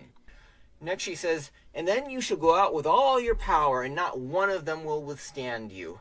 Yeah, out of this whole world, whereas Holofernes thinks she means out of the camp. Then I will lead you through the middle of Judea till you come to Jerusalem, and I will set your seat chariot in the middle of it. Yeah, she's going to actually do that. She will lead his dead head in a bag on a stake pulled by a chariot right through the middle of Judea to Jerusalem, where she will set it on a seat or in a chariot or just on the seat of a pole in the middle of Jerusalem for everybody to see. And you will lead them like sheep that have no shepherd. Yeah, because they will be following the victory procession of this chariot as it heads through Judea. And not a dog will so much as open its mouth to growl at you. Right, because he'll be dead, and the dogs will be opening their mouths to lick and salivate at you. For this has been told me by my foreknowledge. So there's another piece of evidence that, yeah, maybe Judith does have prophetic supernatural revelations. And it was announced to me, and I was sent to tell you. But regardless, the qualifier, by my foreknowledge, could be cross-applied to all three clauses around it, in which case this could be nothing more than her imagination foreknowing it and urging her to tell him. But maybe she was supernaturally sent, because the Jews, after all, as an entire nation, had been praying and fasting for multiple months to get God to act in some decisive way to save their lives. And then the night in which Holofernes gets drunk with her, thinking he's going to get to sleep with her, but wrongly gets himself too drunk first before he gets to that stage, she says, who am I to refuse my lord? Surely whatever pleases him I will do at once, and it will be a joy to me until my dying day.